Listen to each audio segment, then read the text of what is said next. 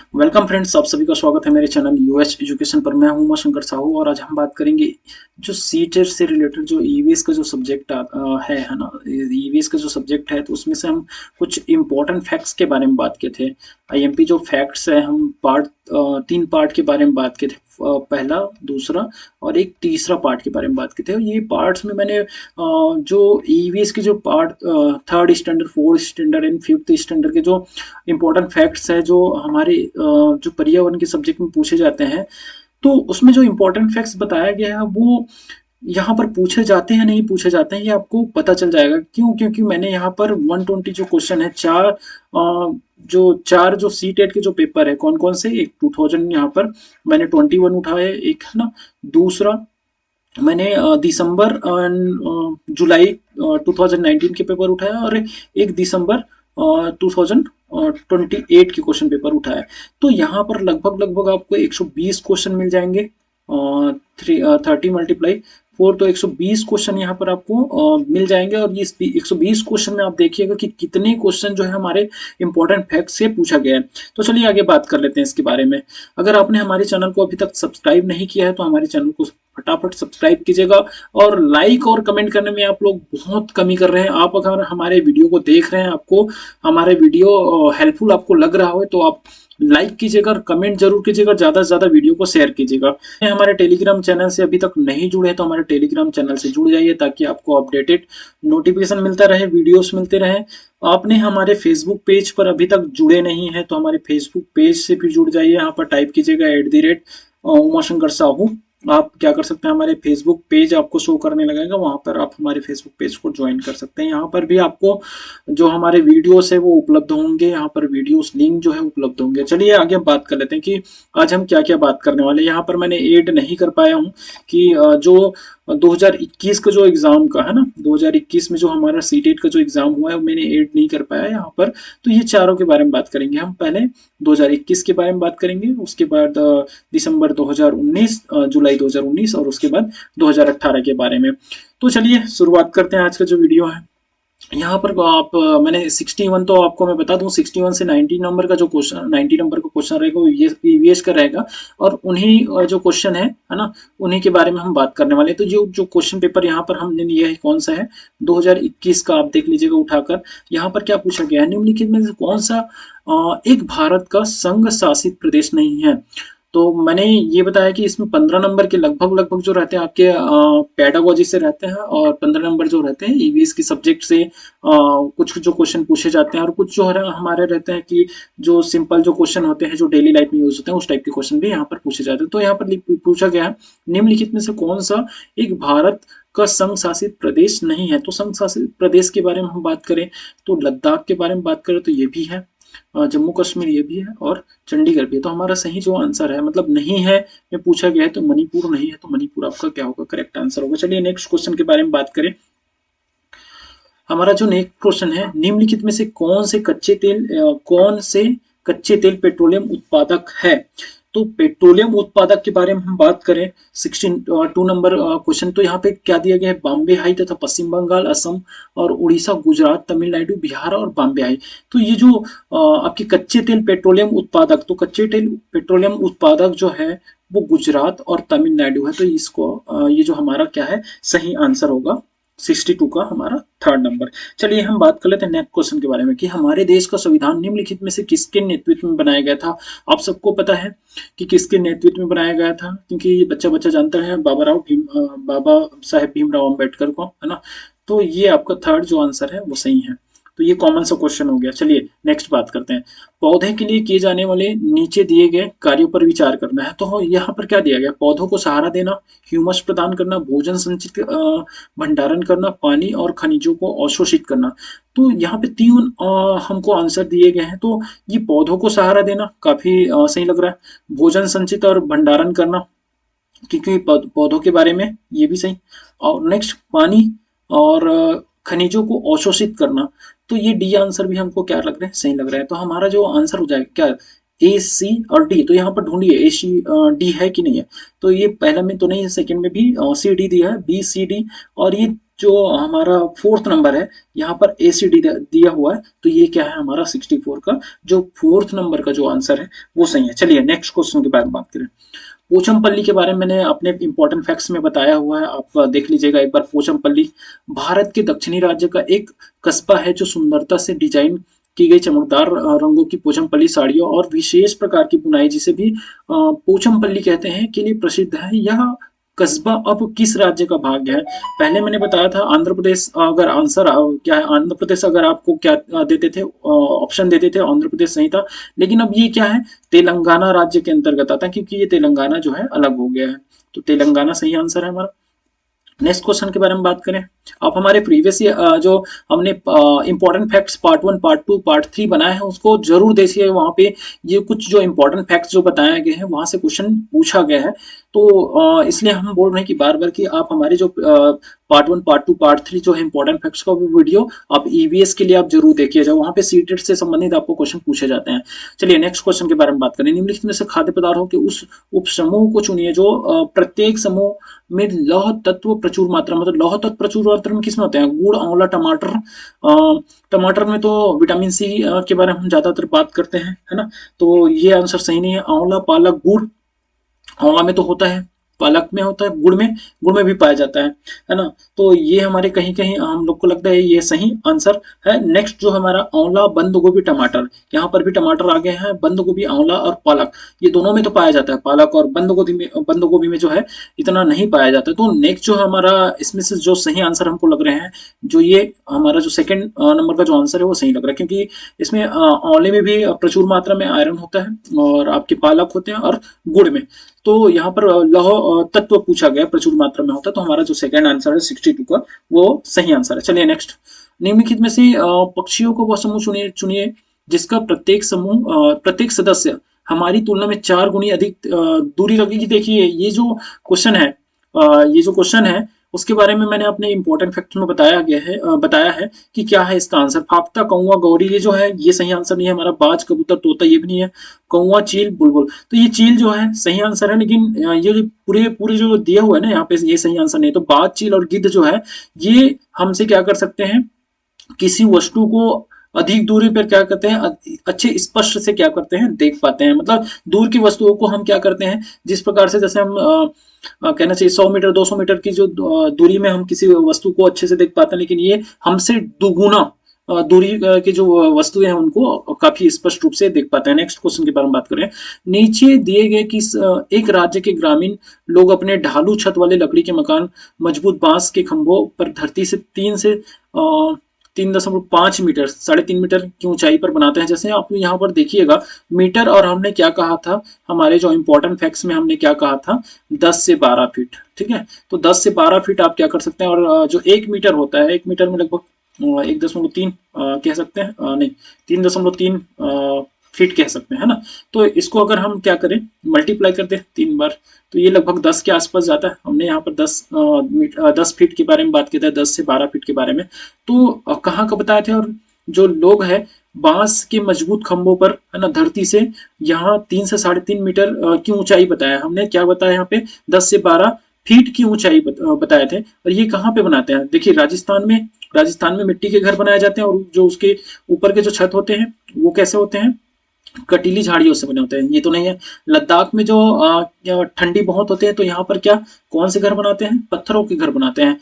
उड़ीसा का तो नॉर्मल घर जैसा होता है उस टाइप का रहता है, लेकिन ये जो असम जो है यहाँ पर क्या होती है, बारिश काफी अधिक होती है, जिसके कारण से यहाँ के जो लोग हैं जमीन से 10 से 12 फीट ऊपर क्या करते हैं, अपना घर का निर्माण करते हैं। तो ये जो असम है जो हमारा सही आंसर है, इसको भी मैंने इंपॉर्टेंट फैक्ट में बताया हुआ। चलिए नेक्स्ट की बात करते हैं हमारे नेक्स्ट क्वेश्चन के बारे में।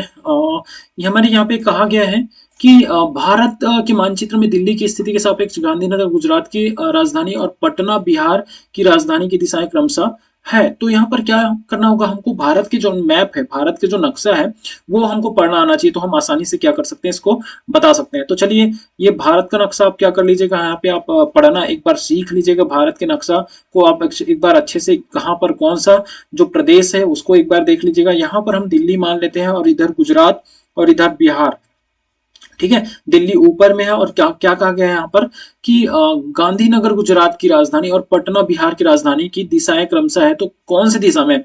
यहाँ पर दक्षिण पूर्व और दक्षिण पश्चिम कहा गया है। तो दक्षिण पूर्व मतलब नीचे वाला, ये कहा गया दक्षिण पूर्व, तो ये वाला एरिया हो गया। तो दिल्ली गुजरात तो इधर है ना, तो ये इधर तो नहीं आएगा। दक्षिण पश्चिम जो है, तो दक्षिण पश्चिम ये वाला एरिया है। ठीक है, आगे और देख लेते हैं। दक्षिण पूर्व ये भी सही लग रहा है, तो ये जो हमारा आंसर है, जो सेकंड वाला आंसर है, वो करेक्ट आंसर है। चलिए नेक्स्ट क्वेश्चन के बारे में बात करते हैं। निम्नलिखित में ऐसे कितने मटर के पौधों के साथ प्रयोग किए और यह पाया कि मटर के पौधों में कुछ ऐसे लक्षण होते हैं जो जोड़ियों में पाए जाते हैं, जैसे चिकने या खुरदुरे, लंबे या बौने, पीले या हरे आदि। ये इसको इसको किसने दिया था? Doctor M S Swaminathan? ये बिल्कुल नहीं है। Gregor Johann Mendel? बिल्कुल, ग्रेगर जोहन मेंडल ने ही इस सिद्धांत को प्रतिपादित किया था और उन्होंने ही बताया था इसके बारे में। चलिए नेक्स्ट क्वेश्चन के बारे में बात करें। निम्नलिखित में से कौन सा एनसीएफ 2005 के अनुसार ईवीएस पाठ्यक्रम में सुझाए गए 6 विषयों में से एक है? तो एनसीएफ 2005 में जो 6 विषय सुझाए गए थे, वो 6 विषय के बारे में जो बात करें, तो फर्स्ट है परिवार और मित्र। चलिए बात कर लेते हैं, इसको याद रखिएगा, आप नोट कर लीजिएगा, परिवार और मित्र ये पहला विषय है। चलिए ठीक है, परिवार और मित्र।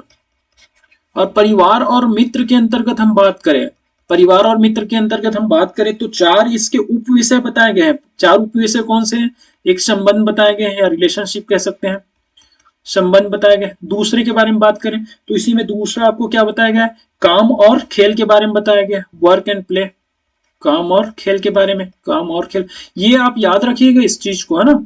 और चलिए नेक्स्ट के बारे में बात करें। इसी में तीसरा क्या बताया? तीसरा उप विषय क्या है हमारा? तीसरा जो उप विषय है हमारा जानवर, और चौथा क्या है? पौधा, प्लांट, जानवर, जानवर, और चौथा जो है यहाँ पर पौधा। चलिए अब हमारा क्या बच जाता है? ये जो हमारे हमने क्या किया, ये परिवार और मित्र के अंतर्गत हो गया। और दूसरा विषय क्या है हमारा? चलिए दूसरे विषय के बारे में बात करें, तो दूसरे विषय के हम बारे में बात करें तो दूसरा जो विषय है हमारा क्या? खाना या भोजन, भोजन। तीसरा जो विषय है वो क्या है हमारा? तीसरा जो विषय है हमारा पानी, पानी, वाटर, सॉरी ये पानी, ठीक है। और चौथा जो विषय है शेल्टर, या कह सकते हैं आश्रय, कह सकते हैं आश्रय। और पांचवा क्या है हमारा? पांचवा क्या है हमारे? 6 सब्जेक्ट बताए गए हैं।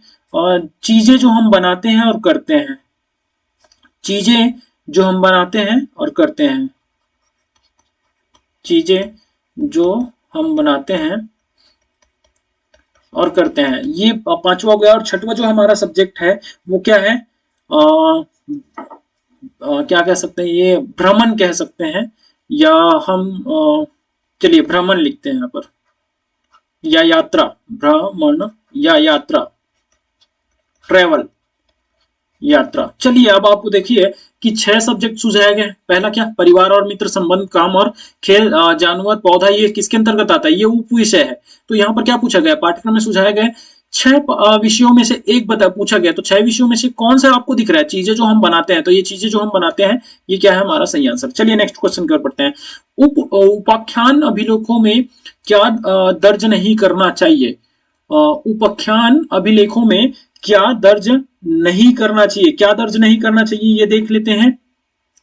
मुख्य रूप से समस्याग्रस्त स्थितियों की पहचान करना, निर्णय वाले कथनों को लिखना, मजबूती और कमजोरियों की पहचान करना, बच्चों की रुचि और संबंधों आदि को पहचान करना। तो इसका 72 का जो आंसर है वो क्या हो सकता है? यहाँ पर ABC और ACD। तो हमें क्या लग रहा है? देखिए मुख्य रूप से समस्याग्रस्त जो स्थितियों की पहचान करना, हमें जो हमारा जो आंसर लग रहा है, जो ये लग रहा है हमारा क्या? पहला वाला। दूसरा निर्णय वाले कथनों को लिखना, ये भी हमारा सही लग रहा है। तो ये पहला वाला आंसर सही लग रहा है, दूसरा वाला आंसर सही लग रहा है। मजबूती और कमजोरियों की पहचान करना, ये तो नहीं, क्योंकि उपाख्यान कहा गया है अभिलेखों में क्या नहीं दर्ज करना चाहिए। ठीक है, ये दर्ज नहीं करना। मजबूती और कमजोरी की पहचान करना, उसके बारे में हमको दर्ज करना चाहिए, है ना? बच्चे की रुचि और संबंधों आदि की पहचान करना चाहिए। तो ये जो हमारा फर्स्ट और सेकंड मतलब ए और जो बी है, फर्स्ट वाला जो आंसर है वो हमारा सही आंसर है। चलिए नेक्स्ट क्वेश्चन की बात करें। आप एक एकीकृत ईवीएस इंटीग्रेटेड की बात करें, या आप एकीकृत ईवीएस कक्षा के लिए कैसे योजना बनाएंगे? एक पाठ में दो या दो से अधिक विषय को विषय क्षेत्रों को मिलाएंगे। एकीकृत कहने का मतलब, इंटीग्रेटेड का कहने का मतलब एक विषय के साथ में क्या करना, किसी अन्य विषयों को क्या करना, इंक्लूड करना, समावेश करना, है ना? तो अलग योजनाओं में सभी विषयों को अलग करेंगे। बिल्कुल, ये तो सही नहीं लग रहा है हमें, पहला थोड़ा सही लग रहा है ना। और चलिए बात करते हैं विज्ञान और सामाजिक ज्ञान के लिए अलग प्राध्यापकों, ये भी सही नहीं लग, क्योंकि प्राध्यापक को अलग करने की बात नहीं है, विषय से वो संबंधित करने वाली बात है यहाँ पर। पर्यावरण विज्ञान के लिए अलग अलग प्राध्यापक थे, ये प्राध्यापक वाला ये भी सही नहीं लगा। तो हमारा जो पहला जो आंसर है, जो फर्स्ट जो आंसर है हमारा, वो सही आंसर। चलिए नेक्स्ट क्वेश्चन के बाद बात करें। पुनीत ने अपनी कक्षा के 5 शिक्षार्थियों को मानव शरीर की एक रूपरेखा दी और उन्हें भोजन विषय पढ़ाने से पहले पाचन तंत्र को बनाने को कहा। पुनीत ने अपनी कक्षा 5 की शिक्षार्थियों को मानव शरीर की एक रूपरेखा दी और उन्हें भोजन विषय पढ़ाने से पहले क्या पाचन तंत्र को बनाने को कहा। पुनीत चाहता था, क्या चाहता था पुनीत? परीक्षण करना कि शिक्षार्थी नामांकित आरेख बना सकता है। ये थोड़ा सही आंसर नहीं लग रहा है। नीचे बात करते हैं, पाचन से संबंधित शिक्षार्थियों को विचारों को प्राप्त करना। ये ज्यादातर मुझे सटीक लग रहा है। अच्छे ड्राइंग कौशलों वाले शिक्षार्थियों की पहचान करना। ऐसा तो नहीं होगा, क्योंकि हम क्या कर रहे हैं, भोजन जो मानव शरीर के बारे में देख रहे हैं और वहां पर भोजन विषय पढ़ाने से पहले हम पाचन तंत्र को बनाने के लिए कह रहे हैं। तो ये ड्राइंग करने के लिए तो हम नहीं कह रहे हैं। पाचन की प्रक्रिया पर शिक्षार्थियों का मूल्यांकन करना। तो हमारा जो ये सही आंसर है, दो ज्यादा सटीक आंसर लग रहा है हमको। नेक्स्ट क्वेश्चन की ओर बात करते हैं। निम्न में से क्या रचनात्मक आकलन के संबंध में सही नहीं है? रचनात्मक आकलन, not correct with respective to formative assessment. तो ये फॉर्मेटिव असेसमेंट रचनात्मक आकलन के संबंध में क्या सही नहीं है, इसके बारे में बात करेंगे। रिपोर्ट कार्ड के प्रत्येक तिमाही में इसकी सूचना दी जानी चाहिए। रिपोर्ट कार्ड के प्रत्येक तिमाही में इसकी सूचना दी जानी चाहिए, तो सूचना तो नहीं है रचनात्मक आकलन में के संबंध में, तो यही सही नहीं लग रहा मुझे। अधिगम को सुदृढ़ करने के लिए यह अध्यापक को समय समय पर कार्यवाही करने में मदद करता है। ये जो रचनात्मक आकलन होता है, ये तो बिल्कुल आपको मदद करता है। इसको छात्रों की प्रगति की निगरानी करनी है और बच्चे के सीखने की कोई जानकारी रचनात्मक आकलन में मदद करती है। ये सारे आंसर जो हमको सही लग रहे हैं, जो ये सही आंसर लग रहे हैं, ये भी सही आंसर लग रहे हैं और रचनात्मक आकलन के संबंध में। और ये जो है सही आंसर नहीं लग रहा है, मतलब यही हमारा क्या है, सही आंसर होगा। ये जो है ना, ये सब हमारे क्या है, गलत आंसर होंगे। चलिए नेक्स्ट क्वेश्चन की बात। स्मिता अपने शिक्षार्थियों को कार्य से संबंधित लैंगिक विषमता, जेंडर डिस्पैरिटी और रूढ़िवादी के प्रति संवेदनशील करना चाहती है। तो स्मिता को निम्नलिखित में से अपनी कक्षा में क्या करना चाहिए? रूढ़िवादी मॉडलों को छात्रों को प्रस्तुत करना। मॉडल से कुछ तो होता नहीं, या कुछ बता नहीं पाएंगे, समझा नहीं पाएंगे। विभिन्न प्रकार के कार्यों के फ्लैश कार्ड दिखाएंगे। फ्लैश कार्ड दिखाते समझ में नहीं आएगा। केवल लड़कों से प्रतिदिन कक्षा को साफ करने को कहें। तो जैसे लड़के और लड़कियों में भेद करने वाली बात यहाँ पर भी समझ में नहीं आया, क्योंकि यहाँ पे रूढ़िवादी जो छवि है उसके बारे में बताना, और किसके बारे में, यहाँ पर लैंगिक विषमता के बारे में, जेंडर डिस्पैरिटी के बारे में हमको क्या करना है, बताना है ना। यह संवेदनशील करना चाह रहे हैं, है ना। तो आगे हम बात करें, एक छात्र की माँ को कक्षा में आमंत्रित करें जो ऑटो चालक है। यहाँ पर क्या किया गया, देखिए, एक जो छात्र की जो माँ है ना, वो क्या कर रहे हैं, ऑटो चालक है, उनको आमंत्रित करना। क्यों? क्योंकि ऐसा होता है ना, जेंडर के कारण से कहा जाता है कि कह सकते हैं फीमेल पर्सन है तो ये ऑटो नहीं चला सकते। तो इस प्रकार के जो हमारे जो आंसर दिया है कि एक छात्र की माँ को कक्षा में आमंत्रित करे कि जो ऑटो चालक है, तो यहाँ पर हम क्या कर सकते हैं, लैंगिक विषमता और रूढ़िवादी छवियों के प्रति क्या कर सकते हैं, बच्चों को हम संवेदनशील कर सकते हैं। चलिए नेक्स्ट, कक्षा 5 के समयन आमतौर पर अपना दिया हुआ कक्षा कार्य नहीं करते। समयन आमतौर पर क्या, कक्षा 5 का एक लड़का समयन नाम का आमतौर पर वो क्या नहीं करता है, अपना दिया हुआ कक्षा कार्य नहीं करते हैं। मुद्दे को हल करने का सबसे अच्छा उपाय हो सकता है, क्या हो सकता है, चलिए बात कर लेते हैं इसके बारे में। उसकी कठिनाई का पता लगाने और उसके अनुसार कक्षा कार्य को समायोजित करने के लिए उसे उससे बात करें। ऐसे जो क्वेश्चन होते हैं पेडागोजिकल होते हैं, जैसे हम ईवीएस की जो पेडागोजी की बात करें, तो ये जो क्वेश्चन है, इस प्रकार के जो क्वेश्चन है, आपको ज्यादा जो पॉजिटिव लगता है, ज्यादातर हम क्या करते हैं, पॉजिटिव जो बातें होती हैं उसी को आंसर हम मानते हैं। तो चलिए बात करते हैं कौन सा पॉजिटिव, यहाँ पर उनके कठिनाई के जो स्तर है उसके बारे में क्या करना, पता लगाना, और उसके अनुसार कक्षा कार्य को हम क्या करेंगे, समायोजित करने के लिए उससे बात करेंगे। चलिए नेक्स्ट क्वेश्चन, इसी में दी आंसर सॉरी, किसी दूसरे बच्चे को उसकी कक्षा के कार्य को पूरा करने में, ये तो बिल्कुल सही नहीं है। हमको ये जो दूसरे को क्यों करेंगे, जब हम उस बच्चे को बताना चाह रहे हैं ना, हम बच्चों को समझाना चाह रहे हैं, दूसरे से थोड़ी कराएंगे। माता पिता से बात करें और उन्हें सलाह दे, माता पिता क्या करेंगे, हमको बच्चे से बात करना चाहिए, है ना, उससे वैकल्पिक और आसान गृह कार्य दे। तो जो चीजें हम समझाना चाह रहे हैं, मतलब खाली आसान आसान चीजों को तो नहीं दे सकते, जो हमारे पाठ्यक्रम है उसको भी देना पड़ेगा। तो हम क्या करेंगे यहाँ पे, उसकी कठिनाई का पता लगाएंगे। बिल्कुल, जो कठिनाई है उनकी, जो जो प्रॉब्लम आ रही है, तो उसी प्रॉब्लम को हम क्या करेंगे, पता लगाने की कोशिश करेंगे, और उसके बाद उसके अनुसार हम क्या करेंगे, उनको जैसे कक्षा कार्य जो होता है, गृह कार्य जो होता है, उस से हम क्या करेंगे, प्रदान करेंगे। तो आंसर सही है हमारा फर्स्ट। चलिए नेक्स्ट, मुस्कान ने परिवहन में डीजल वाहनों का उपयोग निषिद्ध होना चाहिए। मुस्कान ने परिवहन में डीजल वाहनों का उपयोग निषिद्ध होना चाहिए विषय पर एक वाद विवाद का आयोजन किया। मुस्कान के द्वारा इस विषय पर कक्षा में वाद विवाद के आयोजन का क्या उद्देश्य रहा होगा, वह पूरी तरह से परिवहन में डीजल वाहनों पर प्रतिबंध लगाने की आवश्यकता पर छात्रों को संवेदनशील बनाना चाहती है। यह छात्रों के विचारों को जानने और उन्हें सही करने में मदद करेगा। वह आधुनिक वाहनों के उपयोग लाभों छात्रों को संवेदनशील बनाना चाहती है। चलिए नेक्स्ट बात करते हैं, इस मुद्दे पर छात्रों को कई दृष्टिकोण की सराहना करने में मदद करता है। तो चलिए, ये इसका आंसर आपको क्या सही लग रहा है। चलिए इसके सही आंसर के बारे में बात करें तो हमको ये जो चौथा जो आंसर है, क्योंकि यह इस मुद्दे पर छात्रों को कई दृष्टिकोणों की सराहना करने में मदद करता है। तो जो लास्ट जो आंसर है ये हमारा सही आंसर लग रहा है, क्योंकि बाकी जो सारे आंसर है इतने सटीक नहीं लग रहे। चलिए नेक्स्ट, ईवीएस में मानचित्रण कौशल है।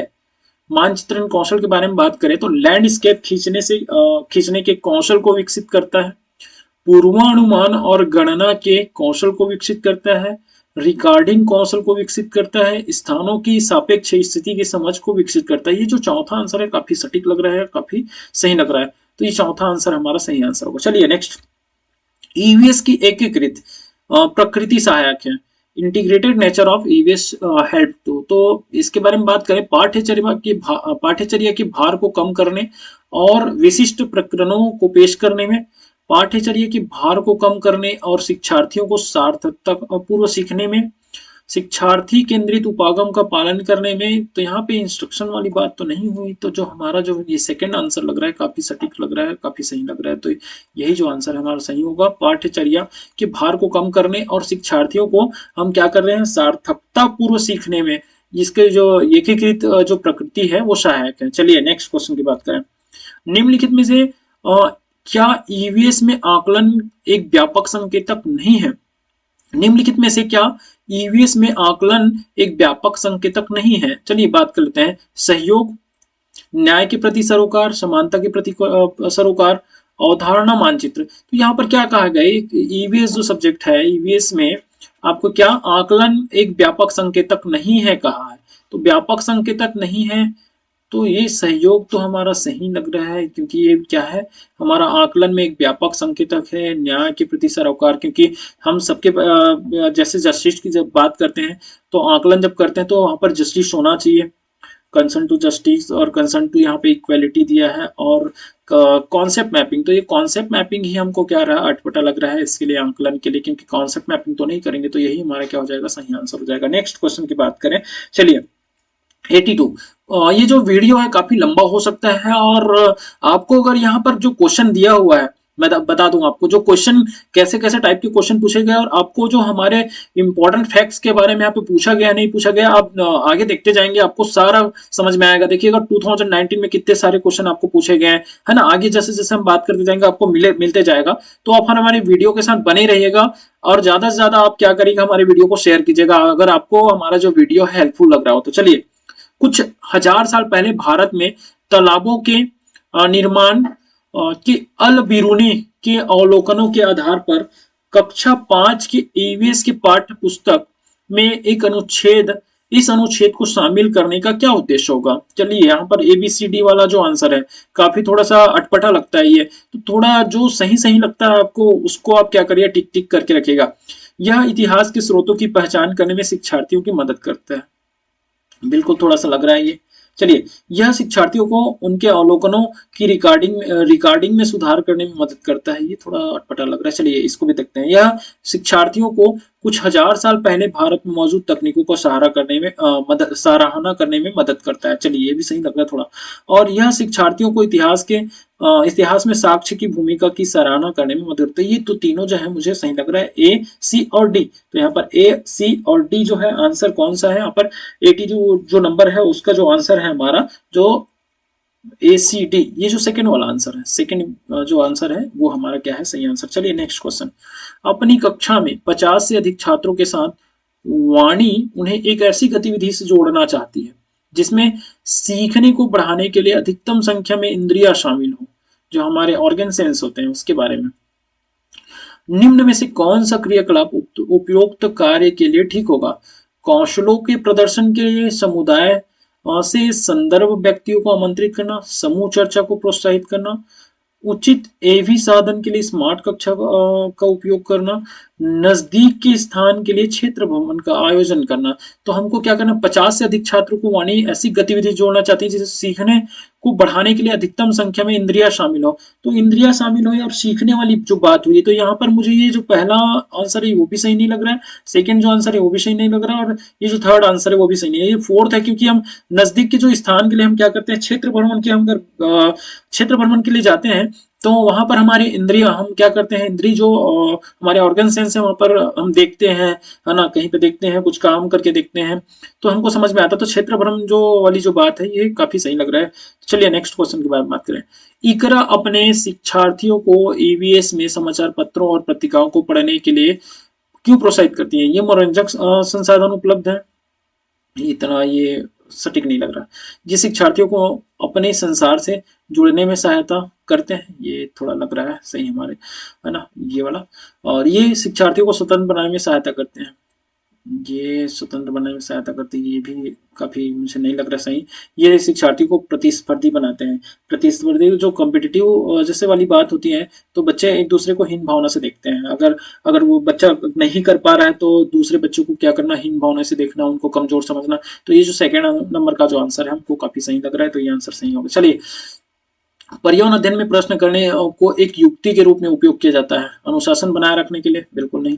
ध्यान खींचने के लिए? बिल्कुल नहीं। और नियमों को पालन बढ़ावा देने के लिए? ये नहीं, बिल्कुल नहीं। कक्ष में जिज्ञासा बढ़ाने के लिए? काफी सही आंसर लग रहा है। चलिए नेक्स्ट क्वेश्चन की बात करें। नीचे दिए गए कौन से एक राज्य को में तोरांग का अर्थ जंगल है? ये बिल्कुल, मैं इस चीज को मैं जब बता रहा था आप लोग को, किसके बारे में? कुड़ुक भाषा के बारे में मैं बता रहा था। जो उराव जाति के जो लोग होते हैं, जो जाति के लोग होते हैं, वो कुड़ुक भाषा क्या करते हैं? बोलते हैं। कुड़ुक लैंग्वेज कहा गया है। तो उसके बारे में जब मैं बता रहा था तो वहां पर बताने वाला था कि तोरांग क्या है। तो तोरांग जो है उसका जो अर्थ है वो जंगल लिया गया है। और यहाँ पर जंगल के कौन से स्टेट में ये कहा जाता है, यहाँ पर पूछा गया। असम में, उड़ीसा में, मिजोरम में, झारखंड में। तो एक हमने एक पाठ पढ़े हैं, आपने देखेंगे, आप अगर उठा के देखेंगे एनसीईआरटी का जो बुक है ईवीएस का, एनसीईआरटी का आप बुक देखेंगे ईवीएस का, है ना, ईवीएस का बुक देखेंगे तो उसमें आप क्लास 5th का देखिएगा, 5th स्टैंडर्ड का आप देखिएगा। वहां पर आप लास्ट में आप जाएंगे, चैप्टर का नाम तो मुझे याद नहीं आ रहा, लेकिन वहां पर ये झारखंड जो है ना, झारखंड सही आंसर है। वहां पे एक सूर्यमणि नाम की एक लड़की रहती है, सूर्यमणि नाम की एक लड़की रहती है ना। और वहां पर ये जो कुड़ुक को जो लैंग्वेज की बात करें, और ये जो क्या बोलते हैं अपना जो तोरांग जो शब्द यहाँ पर उपयोग किया गया है, तोरांग का जो अर्थ क्या है, तो जंगल होता है। तो इन सारी चीजों के बारे में आपको वहां पर डिटेल्स में मिल जाएंगे। तो झारखंड जो है ना, एक राज्य में, तो ये जो राज्य है कहाँ? झारखंड, इसका सही आंसर। चलिए, आपका घर एक्स पर स्थित है तथा आपका विद्यालय वाई पर स्थित है। यद्यपि आपका विद्यालय ठीक सामने परंतु बीच में व्यस्त राजमार्ग होने के कारण से आप सीधे नहीं जा सकते हैं। तो चलिए इसको थोड़ा सा हम इस प्रकार से देखते हैं और ऐसे वाले जो सवाल होते हैं उसको इसी प्रकार से कीजिएगा। चलिए हम क्या करते हैं कि एक हम एक्स बना लेते हैं, यहाँ पर एक्स बना लेते हैं। चलिए एक्स बना लेते हैं। चलिए और इसको हम क्या करते हैं, राउंड कर देते हैं। आगे बढ़ते हैं। क्या कहा गया है कि एक्स पर स्थित है और तथा आपका विद्यालय वाई पर, वाई हमको नहीं पता है कि कहाँ पर है अभी, क्योंकि हम अभी वाई पर नहीं पहुंचे हैं। चलिए यद्यपि आपका विद्यालय ठीक सामने है परंतु बीच व्यस्त मार्ग है। अब यहाँ पर क्या कहा, अतः पहले आप ठीक दक्षिण में 125 मीटर दूर जाएंगे। तो दक्षिण जो है मतलब हमारा जो उत्तर हो गया इस तरफ हो गया, हम यहाँ पर है तो हम यहाँ पर है तो उत्तर यहाँ पर होगा, ये दक्षिण हो जाएगा और ये हमारा पश्चिम हो जाएगा और ये हमारा क्या हो जाएगा, पूर्व हो जाएगा। चलिए अब ये हमको कितना जाना है, यहाँ पर 125 मीटर दूर जाना है। 125 कर लीजिए और ये दक्षिण की ओर जाना है। चलिए दक्षिण की ओर चले गए। उसके बाद क्या कहा गया है, 125 मीटर दक्षिण की दूर चले और फिर ठीक पूर्व में 100 मीटर लंबा। तो ये 100 मीटर लंबा इधर हम चलते हैं पूर्व में। चलिए 100 मीटर लंबा हम इधर चले जाते हैं पूर्व में 100 मीटर। ठीक, अब आगे क्या कहा गया है, पथ पार करते हैं। अंत में आप ठीक उत्तर में 125 मीटर दूरी पर वाई पर अपने विद्यालय पहुंचते हैं। चलिए वाई पर मतलब आपको क्या करना है फिर यहाँ पर कि उत्तर में आपको क्या करना है, 125 मीटर और चलने हैं। तो आगे आपको क्या करने हैं, आगे 125 मीटर और जाना है। यहाँ से हमने 125 मीटर लिया तो ये भी 125 मीटर ही होंगे और उत्तर की ओर जाने हैं। और यहाँ पर क्या कहा है, 125 मीटर दूरी पर आपके क्या है, वाई है बोला गया। तो ये क्या हो गया, हमारा वाई हो गया। तो अपने विद्यालय पहुंचते हैं। यहाँ पर हमने क्या, ये हमारा विद्यालय है, यहाँ पर पहुंच गए। अब क्या कहा गया है, वाई पर विद्यालय के सापेक्ष, इसके सापेक्ष जो एक्स है, एक्स पर आपका घर कहाँ स्थित है। तो कहाँ स्थित होगा, इसके इसके सापेक्ष क्या है, आपका विद्यालय कहाँ पर होगा। तो यहाँ पर आप देखेंगे, यहाँ पर हम 100 मीटर दूर चले हैं, 100 मीटर है ना। तो 100 मीटर दूर चले हैं तो यहाँ पर क्या दिया, 125 मीटर ठीक दक्षिण। तो ये आप देख रहे हैं ये 100 मीटर चले मतलब 100 मीटर पूर्व ये पश्चिम होने चाहिए ना, 100 मीटर पश्चिम, क्योंकि ये पश्चिम है। तो 100 मीटर पश्चिम, अगर 100 मीटर पश्चिम दिया है तो ये सही आंसर, ये 100 मीटर ठीक पश्चिम। चलिए ये हमारा सही आंसर। चलिए नेक्स्ट, कोई लड़का नागरकोइल से मड़गांव, ये इसको मैंने बताना भूल गया है। एक दो चीजें जो है मैंने बताना अपने इंपॉर्टेंट फैक्ट में मैं बताने वाला था वहां पर और बता नहीं पाया हूं कि आपको ये रेलगाड़ी वाला जो सवाल पूछा जाता है और रेलगाड़ी वाले 24 घंटे वाली जो सवाल पूछे जाते हैं, इसमें आपको क्या करना होता है कि एक तो क्या पूछा जाता है, इसमें चाल पूछा जाता है ना, औसत चाल पूछा जाता है। तो यहाँ पर हम क्या करते हैं, चलिए इसको करते हैं, थोड़ा जानने की कोशिश करते हैं। कोई लड़का नागरकोइल से मड़गांव जाने के लिए 4 जून को निकलता है। चलिए इसमें आपको घड़ी बना लीजिएगा, घड़ी बना लीजिएगा है ना, एक घड़ी बना लीजिएगा। और घड़ी को हम क्या, और आपको पता होगा रेलवे की जो घड़ी होती है 24 घंटे का रहता है, 24 घंटे तो 24 आवर चलती है ना, दिन रात। चलिए अब इसमें क्या कहा गया है, 4 जून कहा गया है। तो 4 जून और कितने बजे, 22:30 कहा गया है यहाँ पे, 22:30 बजे, 22:30। तो 22:30 मतलब क्या हो गया, 18 मतलब 6 बज गया और 18 और 2 20 हो गया, 8 बज गया। और इसमें 22 कहा गया तो 22 मतलब 10:30। तो ये 10:30 हो गया और 10:30 और हम बात करें 12 बजने की है ना, तो 12 बजा लेते हैं यहाँ पे। इसका 4 जो 4 है ना, 4 तारीख है, 4 तारीख में अभी 12 बजने में कितने, 1.5 घंटा यहाँ पे बचा हुआ है। चलिए क्योंकि ये 12 बजने में 1.5 घंटा कम है ना, तो 30 मिनट, इसको हम ऐसे निकालते हैं। चलिए ठीक है। नेक्स्ट क्या करते हैं, इसमें 4 जून को निकलता है। आपने क्या किया, 4 जून को निकल रहे हैं, यहाँ पर 4 जून को क्या कर रहे हैं, 4 जून को निकल गए। अब हमारा 5 जून लग गया, 12 बज गए मतलब 5 जून हो गया। नेक्स्ट आगे क्या कहा गया, और जो यह रेलगाड़ी जो है 22:30 बजे नागरकोइल से चली और 6 जून को, 6 जून मतलब आपको 6 जून 2020 को 4:30 बजे मड़गांव पहुंची। और यदि इस अंतराल में आपकी रेलगाड़ी की जो रेलगाड़ी ने क्या किया, 1145 किलोमीटर दूरी तय की है, तो रेलगाड़ी की औसत चाल, तो चाल बराबर क्या हो गया, चाल बराबर आपको दूरी बटा समय। तो यहाँ पे दूरी दिया है और समय हमको ज्ञात करना है ना। दूरी दिया है, कितना दिया है दूरी यहाँ पे 1145, 1145, चलिए 1145 दिया हुआ है और यहाँ पे हमको दूरी ज्ञात करनी है। तो चलिए सबसे पहले चार हमने 5 तारीख हमने कर लिया है, क्योंकि हमारे पास ये 5 तारीख तक हो गया है ना। ये 5 तारीख से पहले 1.5 घंटा बचा हुआ है। अब 5 से हम क्या करते हैं, 6 तक चलते हैं। हमने क्या किया, ये 12 बज गया, 12 से 1, ये दिन से क्या हो गया, ये दिन से रात हुआ, फिर रात वाली जो 24 घंटे का हो गया दिन रात। तो 24 घंटा ये यहाँ पे हमारा मिल गया। अब 24 घंटा हुआ, ये क्या हुआ, 4 से एक बार चला और एक बार फिर से चला। तो कितना हो गया, ये 6 तारीख आ गया हमारा। 4 था, 4 से हमने क्या किया, ये 5 आ गया, ये 1.5 घंटा हुआ तो 5 तारीख आ गया। ठीक है, समझने की थोड़ा सा कोशिश कीजिएगा इसको। क्यों 24 घंटा होते हैं दिन रात, और रेलवे की घड़ी की बात करें हम तो 24 घंटा ही होता है उसमें। तो इसमें क्या कर लीजिएगा, एक बार फिर से अच्छे से समझिएगा इसको, मैं एक बार फिर से बताता हूँ आपको तो कैसे होता है ये, और इसी प्रकार से आप निकालिएगा ये काफी आप अच्छे से निकाल सकते हैं इसको। चलिए तो इसमें क्या कर रहे थे हम, 4 को निकल रहा है और 4 को हमने क्या कर लिया है, इसमें 1.5 घंटा हमने एक्स्ट्रा किया तो 5 हो गया। और 5 में मतलब 5 से अगर वो 6 जाएगा, 5 तारीख से 6 जून जाएगा, 5 से 6 जून जाएगा तो 24 घंटा हो, 24 घंटा हमने ले लिया। तो यहाँ पर 24 हमने ले लिया। ठीक, आगे हम बात करें और 6 तारीख की बात करें तो ये हम फिर से आगे 5 से 6। अब 6 से हम कितना बोल रहे हैं, 6 जून को 4:30 बजे। तो 6 जून को स्पष्ट 6 जून का जो हमारा टाइम है उसको ज्यादा और कुछ करने की जरूरत नहीं, यहाँ पे 4:30 दिया हुआ है ना, 4:30 दिया हुआ है। तो हम 4:30 और ऐड कर दिए यहाँ पे।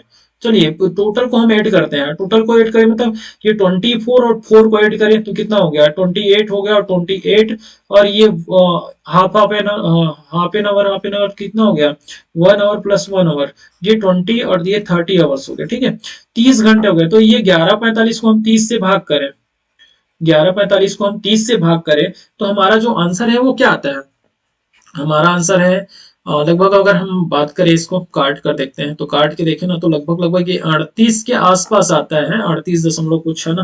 तो हमारा जो 38 के आसपास कोई आंसर है, तो ये वाला जो आंसर है हमारा सेकंड जो आंसर है वो करेक्ट आंसर होगा। चलिए नेक्स्ट, आज हम मिर्ची के बिना भोजन की कल्पना भी नहीं कर सकते। इससे व्यापारी हमारे देश में लाए थे। ये जो लाए थे वो व्यापारी कौन थे, ये दक्षिण अमेरिका के जो व्यापारी थे वो लाए हुए थे। चलिए आगे बात करते हैं। नीचे दिया गया कौन सा कथन मधुमक्खियों और छत्तों के विषय में सही नहीं है। मैंने मधुमक्खियों के बारे में बताया था कि मधुमक्खी पालन का सही समय क्या होता है। एक छत्ते में, एक छत्ता जो होता है मधुमक्खी का, एक छत्ते में रानी मक्खियां होती है, उसमें काम करने वाले मक्खियां होते हैं, नर मक्खी होते हैं। और तो इसके बारे में हम बात किए थे। तो मधुमक्खी जो पालन का जो समय होता है वो सही समय क्या होता है, इसके बारे में भी मैंने बताया हुआ था। और यहाँ पर क्या पूछा गया है, मधुमक्खियों और छत्तों के विषय में सही नहीं है। तो चलिए सही नहीं है उसको खोजते हैं। प्रत्येक छत्ते में एक रानी मक्खी होती है जो अंडे देते हैं, बिल्कुल सही है। नर मक्खियां छत्तों के लिए अत्यंत महत्वपूर्ण होती है, ये भी सही है हमारा। और जो नेक्स्ट, छत्ते में बहुत सारी काम करने वाली मक्खियां भी होती है, ये भी बिल्कुल सही है। छत्ते में केवल नर मक्खियां होती हैं, यही हमारा जो आंसर है वो गलत आंसर, मतलब कहना चाहिए जो आंसर है विषय, ये जो विषय है वो सही नहीं है। तो यही जो हमारा आंसर जो रहेगा सही आंसर होगा। चलिए अब सारे आंसर को राइट रेट में लगाया, मतलब ये ऐसा राइट नहीं है। मतलब वो जो पूछा गया ना मधुमक्खी के विषय में, हम क्या करेंगे, पहले हम जो आंसर हमारा सही है उसको हम टिक करेंगे, और जो हमको नहीं लगता वही आंसर हमारा सही हो जाएगा। तो इस प्रकार से आप करिएगा इसको। चलिए यहाँ पर कोई व्यक्ति, ये नेक्स्ट ईयर का है हमारा, जो नेक्स्ट ईयर का हमारा जो क्वेश्चन है वो कब का है, हमने बताया हुआ था आपको 2019 का, दिसंबर का है आपका, दिसंबर 2019 का क्वेश्चन है। तो दिसंबर 2019 का जो क्वेश्चन है उसको हम देख लेते हैं। यहाँ पर क्वेश्चन में क्या कहेगा, फिर से आपको देखिएगा, हमने बात किया था ट्रेन वाला जो, तो यहाँ पर भी आपको ट्रेन वाला जो एक क्वेश्चन मिल गया है। तो इसमें हम क्या करेंगे, सेम जो हमारा प्रोसेस रहेगा। कोई व्यक्ति 29 नवंबर 2019 को एक्सप्रेस में, 29 नवंबर को, चलिए ये नोट कर लीजिएगा, 29 नवंबर को, है ना। ये चीजें आप क्या करेगा, 29 नवंबर को क्या कर रहे हैं, वो जा रहे हैं 29 नवंबर को ट्रेन से सूरत गुजरात से नगर कोइल जाने के लिए बैठा। यह ट्रेन सूरत से 19:45 को, अब 18 जो होता है, चलिए 18 कहने का मतलब है, 18 कहने का मतलब 6 बज गया, और 19:45 मतलब 7:45, 7:45 है, मतलब ये रात वाली समय है ना, रात वाली समय जो है 7:45। इसको आप नोट कर लीजिएगा। बजे चली, और 1 दिसंबर को, चलिए अब आपको सबसे पहले पता करना होगा कि नवंबर जो माह होता है कितने दिन का होता है। तो नवंबर माह जो होता है 30 दिन का होता है। तो नवंबर माह जो, क्योंकि अब यहाँ पे 31 रहेगा, मतलब आपकी घड़ी एक दिन और चलेगा, 24 घंटा एक्स्ट्रा हो जाएगा। तो 30 दिन का होता है, तो यहाँ पर 29। अब हम क्या कर लेते हैं, पहले तो हमें 7:45 है, 7:45 और क्या है 29 नवंबर है, तो इसको 30 नवंबर कर लेते हैं, 30 नवंबर। तो हम क्या करेंगे, यहाँ से हमने क्या किया, 8 बजाने के लिए 15 मिनट एक्स्ट्रा किए, 15 मिनट। और हम बात करें उसके बाद आगे की बात करें, यहाँ पर 8 बजा लिए हमने, 8 बज के 7:45 है, मतलब 7:45 कह सकते हैं कि अब 8 से 9 1 घंटा, 9 से 10 2 घंटा, और 10 से 11 3 घंटा, है ना, 3 घंटा। अब जैसे आप देखें यहाँ पर, और चार, चलिए 8 से हम बात कर लेते हैं इस चीज को, 8 से 9 1 घंटा, और 9 से 10 2 घंटा, और 10 से 11 3 घंटा, और 11 से 12 आपके 4 घंटा। तो 4 घंटा और ये 15 मिनट यहाँ पर हमको कितने में, ये 30 नवंबर तक जाने में हो गया, है ना। 4 घंटा 30 नवंबर तक जाने में 4 घंटा 15 मिनट हमको यहाँ पर लग गया। चलिए अब आगे देखते हैं, ये जो ट्रेन है कब पहुंच रहा है, 1 दिसंबर को 11:45 को। तो 1 दिसंबर को 11:45 को, मतलब हम क्या कर रहे हैं, 30 से हम 1 दिसंबर तक जाएंगे, 30 से हम 1 दिसंबर तक जाएंगे, 30 से हम 1 दिसंबर तक जाएंगे। तो क्या होगा, ये 24 घंटा और चलेगा, तो यहाँ पर 24 घंटा और ले लिए, ठीक, इतना हो गया। अब क्या कहा गया है, अब देखिए यहाँ पर कि 1 दिसंबर को 2019 को 11:45 को, तो आप यहाँ पर क्या और ऐड कर लेंगे, 11:45 ऐड कर लेंगे, 11:45 ऐड कर लेंगे। अब इसको सारे को आप ऐड कर लीजिएगा, चलिए ऐड करिए। तो कितना हो जाता है, ये 45 और 15 क्या है, 1 घंटा हो गया, तो इसको 12 ले लेते हैं, 12 प्लस 24 और प्लस ये 4 हो गया, तो कितना हो गया, 12 दूनी 24, 12 तिया 36 और 4 40 हो गया। तो यहाँ पर कितना बताया गया है, 21 40, यहाँ पर 40 ही पूछा गया ना औसत चाल, तो 21 20 मतलब 2120 बटा 40 कर देते हैं, ये 0 0 कटा दिए, 4 1 कम 4 और 4 पंचे 20, ये हो गया 5। और यहाँ पर कितने बच गए, ये 1 बच गए, और 1 बचे तो हमने क्या क्या हो गया, जो संख्या 12 हो गया, तो 4 तिया 12, तो ये 53 जो आंसर है हमारा, सही आंसर है यहाँ पर 53 दिया हुआ है, जो आंसर सही होगा। इस प्रकार से आप निकालिएगा। चलिए, निम्नलिखित में कौन अंतरराष्ट्रीय ख्याति प्राप्त वेट लिफ्टर है। तो इस क्वेश्चन को भी मैंने बताया है, वेट लिफ्टर के बारे में। सुनीता विलियम जो है नहीं है, बचेंद्री पाल जो है पर्वतारोही। सूर्यमणि के बारे में बात किए थे आपको अभी कि ये झारखंड की रहने वाली है, और सूर्यमणि जो है एक आदिवासी लड़की थी, और जो इनको जंगल से बड़ा प्यार था, और ये इन सब के बारे में बताया गया। और वो जंगल अधिकार जो कानून 2007 के बारे में भी इस जो चैप्टर है उसमें बात हुई है ना। और कर्णम मल्लेश्वरी, तो ये जो आंसर है इनका, कर्णम मल्लेश्वरी जो है ये 12 साल की उम्र में ही क्या वेट उठाना प्रारंभ करते थे, लगभग एक बार में 130 केजी जो वेट है उठा लेती है, ऐसा मैंने अपने इंपॉर्टेंट जो फैक्ट्स मैंने बताया है तो वहां पर बताया हो। तो ये सब सुनीता विलियम्स नहीं है हमारा आंसर, ये बचेंद्री पाल भी नहीं है और सूर्यमणि भी नहीं है, तो हमारा सही आंसर कर्णम मल्लेश्वरी। ये हमारे इंपॉर्टेंट फैक्ट से पूछा गया। चलिए, नीचे दिए गया कौन सा एक समूह जड़ों का है, तो जड़ों का समूह जो है चुकंदर, आलू और अदरक, तो ये सही नहीं लग रहा। हल्दी, गाजर, हल्दी और अदरक, ये भी नहीं है। गाजर है, एक जड़ है, और हम बात करें हल्दी नहीं है, अदरक भी नहीं है। शकरकंदी, मूली, हल्दी, मूली, हल्दी, शकरकंदी नहीं है। और हम बात करें यहाँ पर मूली है और हल्दी भी नहीं है, तो फिर ये जो गाजर, चुकंदर, मूली, इसको टिक करते हैं। चलिए, रेगिस्तानी ओक, जिसको भी मैंने बताया हुआ है अपने आईएमपी फैक्ट्स में कि रेगिस्तानी ओक नाम का एक पेड़ जो है कहाँ पाया जाता है, ये ऑस्ट्रेलिया में पाया जाता है। ऑस्ट्रेलिया या ऑस्ट्रिया करके मैंने बताया था वहां पर, तो ऑस्ट्रेलिया में पाया जाता है। चलिए, निफेंथिस, ये भी आपको समझ में आ रहा होगा कि निफेंथिस के बारे में बात किया था, या उसको पीचर प्लांट के बारे में कहा जाता है, पीचर प्लांट कहा जाता है। जो इंसेक्ट को क्या कर लेते हैं, खा जाते हैं इंसेक्ट को, है ना, छोटे छोटे जो कीड़े मकोड़े होते हैं उनको खा जाते हैं। चलिए, इसके बारे में, वह पौधा जो शिकार करते हैं, शिकारी पौधा भी कहा गया है इसको, शिकारी पौधा। शिकारी पौधा के बारे में शायद मैं बताया था ना, शिकारी पौधा करके बताया था, और मैंने बताया था इसी को पीचर प्लांट कहते हैं, शिकारी पौधा। तो चलिए, क्या है, इसमें क्या कहा गया है कि यह पौधा ऑस्ट्रेलिया, इंडोनेशिया और भारत में घायल में पाया जाता है। ये एकदम करेक्ट आंसर है, इसको मैंने बताया हुआ है अपने वीडियो में। अपना इसलिए मैं बार बार बोल रहा हूँ कि हमारा जो इंपॉर्टेंट फैक्ट्स जो पार्ट 1, पार्ट 2, पार्ट 3 जो है ना, उसको देखिएगा अच्छे से। इसका आकार घड़े जैसा होता है और इसका मुंह एक पत्ती से ढका होता है। ये बिल्कुल सही आंसर है, ये भी सही है। और यह केवल छोटे छोटे छोटे कीड़े मकोड़ों को फंसाकर उनका शिकार कर सकता है। नहीं, ऐसा नहीं है, थोड़ा बड़ा जो कीड़ा होगा उसको भी फंसा के शिकार कर सकता है, क्योंकि ये घड़े के आकार का होता है। और तो ये जो हमारा आंसर सही नहीं लग रहा है। और ये छोटे कीड़े मकोड़ों को खींचने के लिए मोहक आवाज नहीं निकालता है, ये इनका जो एक गंध निकलता है, एक स्मेल जाता है। और स्मेल जाने से क्या होता है, वो कीड़े मकोड़े जो उसकी तरफ अट्रैक्ट हो जाते हैं, आकर्षित होते हैं और उस पर अंदर में चले जाते हैं। और अंदर जाने पर कुछ एक क्या था, चिपचिपा पदार्थ होता है जिससे वो चिपक जाते हैं। और वो जो उनका जो पत्ता होता है, जो ऊपर में पत्ता होता है ना, वो ढक जाता है मुंह पे। तो क्या हो जाते हैं, फिर वो फंस जाते हैं उसी में, तो उसका शिकार कर लेते हैं। तो यहाँ पर क्या क्या, ए और बी, तो ढूंढिए ए और बी। ए और बी पहला जो आंसर है हमारा क्या है, सही है। चलिए, भारत की आजादी से पहले महात्मा गांधी ने जिस दांडी के समुद्र तट पर अपनी प्रसिद्ध यात्रा की थी, ये इसको भी हमने अपने आईएमपी फैक्ट्स में बताया है। आंध्र प्रदेश तो नहीं है हमारा आंसर, कर्नाटक भी नहीं है, महाराष्ट्र नहीं, गुजरात गुजरात है।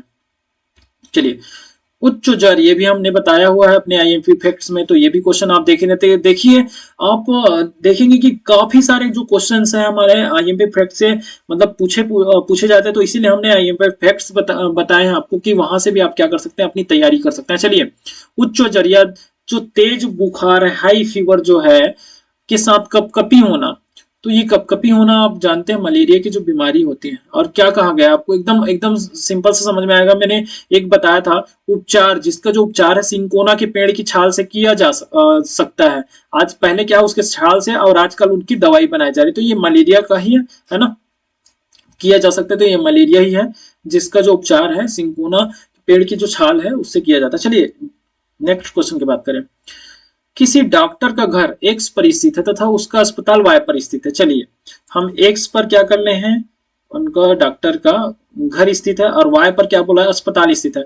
डॉक्टर के घर से अस्पताल जाने के लिए सीधी सड़क नहीं है। फिर से वही क्वेश्चन देखिए, रिपीट हो गया पूरा। और आप ऐसे क्वेश्चन को आप कर ही लीजिएगा। अतः डॉक्टर पहले ए पर जाते हैं। अब ये कहां पर है देखते हैं। जो एक्स से ठीक पूर्व में 600 मीटर है, एक्स से, ये एक्स है और इसके पूर्व में 600 मीटर, इसके पूर्व एक्स है, एक्स के 600 मीटर दूर पर क्या है, ये क्या है हमारा, एक्स से ठीक 600, जो डॉक्टर पहले ए पर जाता है तो यही ए है ना, एक्स से पूर्व ए है। चलिए, अब क्या कहा गया है, फिर वह बी पर जाते हैं जो ए के ठीक दक्षिण में है। ए के ठीक दक्षिण में मतलब ये ऊपर, ये नीचे चला जाएगा। ए के ठीक दक्षिण में कितना दूरी, 450 मीटर। और ये क्या है हमारा, बी है। चलिए, नेक्स्ट देखते हैं। और 450 मीटर की दूरी पर है, फिर वह सी पर जाते हैं, और जो बी के ठीक पश्चिम में है, ये बी है और बी के पश्चिम में है। चलिए, ये पश्चिम में है, कितनी मीटर बोल रहे हैं, 120 मीटर। ये 600 है, मतलब 120 मीटर यहाँ पर, ये 120 मीटर। चलिए, और अंत में वह वाई पर अपने अस्पताल पहुंचते हैं। 120 मीटर दूरी पर है और अंत में वह, ये सी हो गया, इसे सी हो गया। और अंत में वह क्या करते हैं, वाई पर पहुंचते हैं और अपने अस्पताल पर पहुंचते हैं, जो सी के ठीक उत्तर में 90 मीटर की दूरी पे है। ठीक उत्तर पे 90 मीटर की दूरी पे है, ये उत्तर में। तो सी के जो उत्तर हो जाएगा ये वाला हो जाएगा ना। तो ये कितने दूरी पर है, 90 मीटर की दूरी पर है। ये क्या है, अस्पताल है। तो अस्पताल के सापेक्ष ये क्या है, हमारे अस्पताल है सी के, मतलब यही वाय है। अब क्या कहा गया है, इसको थोड़ा सा हम देख लेते हैं। अस्पताल के सापेक्ष डॉक्टर के घर की सही दिशा। अब ये डॉक्टर का घर है, इसके सापेक्ष आप बताना है आपको, इसके सापेक्ष क्या होगा। अब इसके सापेक्ष आपको दिखाई दे रहा है उत्तर, दिखाई दे रहा है, ये जो उत्तर हो गया और ये पश्चिम हो गया। तो उत्तर और पश्चिम जो है हमारा सही आंसर होगा। तो इस प्रकार से आप क्या कर सकते हैं, अपना जो आंसर है वो आप लगा सकते हैं। तो ये काफी अच्छा एक ट्रिक है, आप इस ट्रिक के माध्यम से आप क्या कर सकते हैं, आंसर आप टिक कर सकते हैं। चेराव नाच कहाँ के लोग करते हैं? चेराव नाच के बारे में भी हमने बताया हुआ है अपने इंपॉर्टेंट फैक्ट्स में। चेराव जो नाच है, डांस है, वो कहाँ करते हैं? मिजोरम में करते हैं। चलिए आगे, तमिलनाडु के निकटवर्ती राज्य, मैंने बताया था कि आप क्या करिएगा, मैप आप उठा के देखिएगा, इंडिया के जो मैप है, इंडिया के मैप को आप क्या करिएगा, एक बार रीड कीजिएगा अच्छे से इंडिया के मैप को। मैं बार बार बोल रहा हूँ, वहां से भी क्वेश्चन आपके पूछे जाते हैं। तो इंडिया के मैप को आप देखिएगा, तमिलनाडु के निकटवर्ती राज्य है, तमिलनाडु के निकटवर्ती राज्य आंध्र प्रदेश, केरल और कर्नाटक है।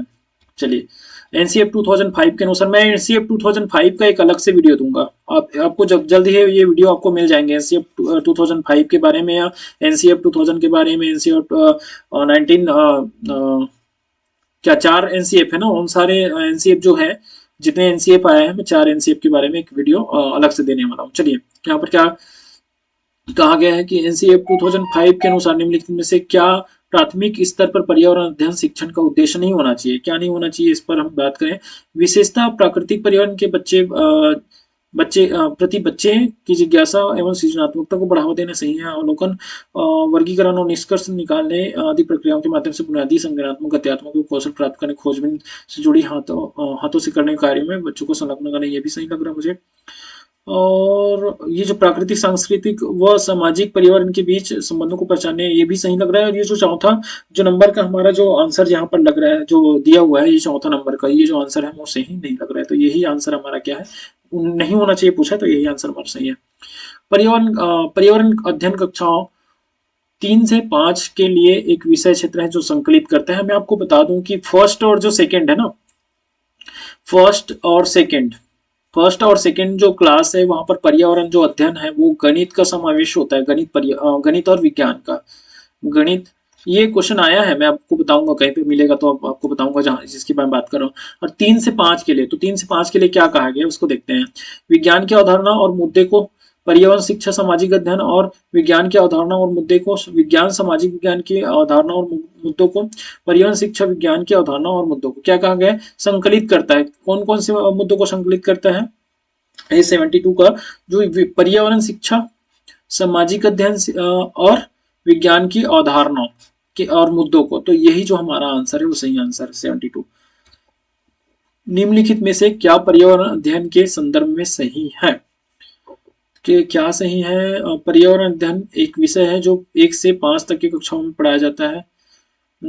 संदर्भ में, निम्नलिखित में से क्या पर्यावरण अध्ययन के संदर्भ में सही है? ये पढ़ाया जाता है, ये भी तो सही है। चलिए आगे बात करते हैं। फर्स्ट से सेकंड कक्षाओं के लिए भाषा और गणित, ये मैंने क्या कहा था, मैथ्स और वहां पर साइंस कहा था। मैथ्स और जो लैंग्वेज है, अपना भाषा है, लैंग्वेज है, ये जो होता है पर्यावरण माध्यम से पर्यावरण अध्ययन पढ़ाया जाता है। तो इसी के माध्यम से फर्स्ट और सेकंड क्लास में पर्यावरण जो है ना, ईवीएस का जो सब्जेक्ट है, उसमें फर्स्ट सेकंड के लिए, first class and second class, first standard and second standard में क्या, मैथ्स और आपके भाषा लैंग्वेज, तो इसके लिए भाषा और गणित के माध्यम से पर्यावरण अध्ययन को पढ़ाया जाता है। यही हमारा सही आंसर है, जिसके बारे में मैं अभी जो प्रीवियस जो अभी हमारा क्वेश्चन था उसमें हम बात कर रहे थे।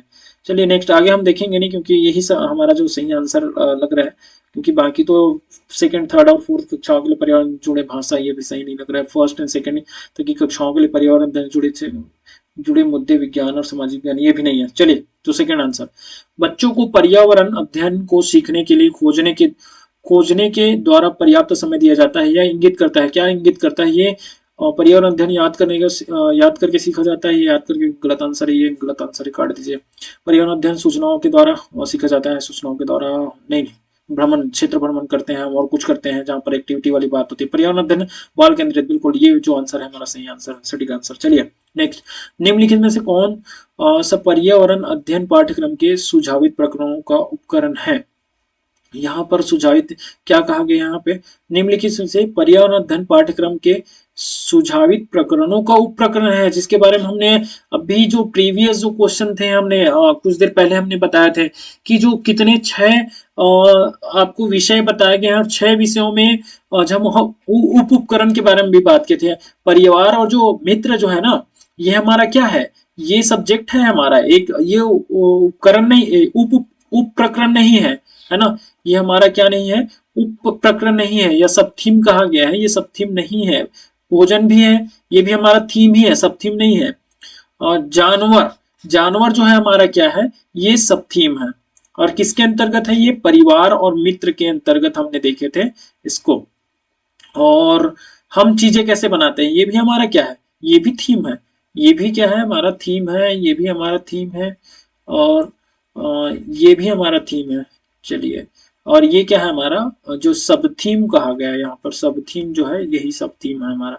आप देख लीजिएगा 4 सब थीम के बारे में बताया गया है, तो उस चीजों को आप क्लियर रखिएगा कि कौन कौन से 4 सब थीम हो और कौन कौन से हमारे जो 6 जो है वो थीम है। तो 4 सब थीम के बारे में हम बात करें तो एक संबंध बताए थे, वर्क एंड प्ले बताए थे, काम और खेल बताया था, और एक क्या, पौधे बताए हुए थे। तो ये सब थीम है। जानवर जिसके बारे में बात करते थे, जानवर, पौधे हो गए, प्लांट्स, है ना। चलिए, जानवर हो गया सब थीम, प्लांट हो गया, प्लांट, और हमने और प्ले एंड वर्क या work and play, play and work लिख देते हैं। चलिए, और क्या बताया था मैंने, एक इसी में प्लांट हो गया, प्ले एंड वर्क जो हो गया, और एक रिलेशनशिप, संबंध, रिलेशनशिप, ये क्या है, रिलेशनशिप।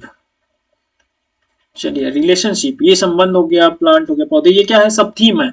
और ये जो हमारे क्या है, ये जो 1 2 3 यहाँ पर कितना क्या बताया गया, यहाँ पे थीम बताया गया। चलिए आगे बात करते हैं। निम्नलिखित में से क्या पर्यावरण अध्ययन के शिक्षक के लिए वांछनीय गतिविधि है। पर्यावरण शिक्षक के लिए बात करें तो वांछनीय गतिविधि जो है उसके बारे में हम बात करते हैं।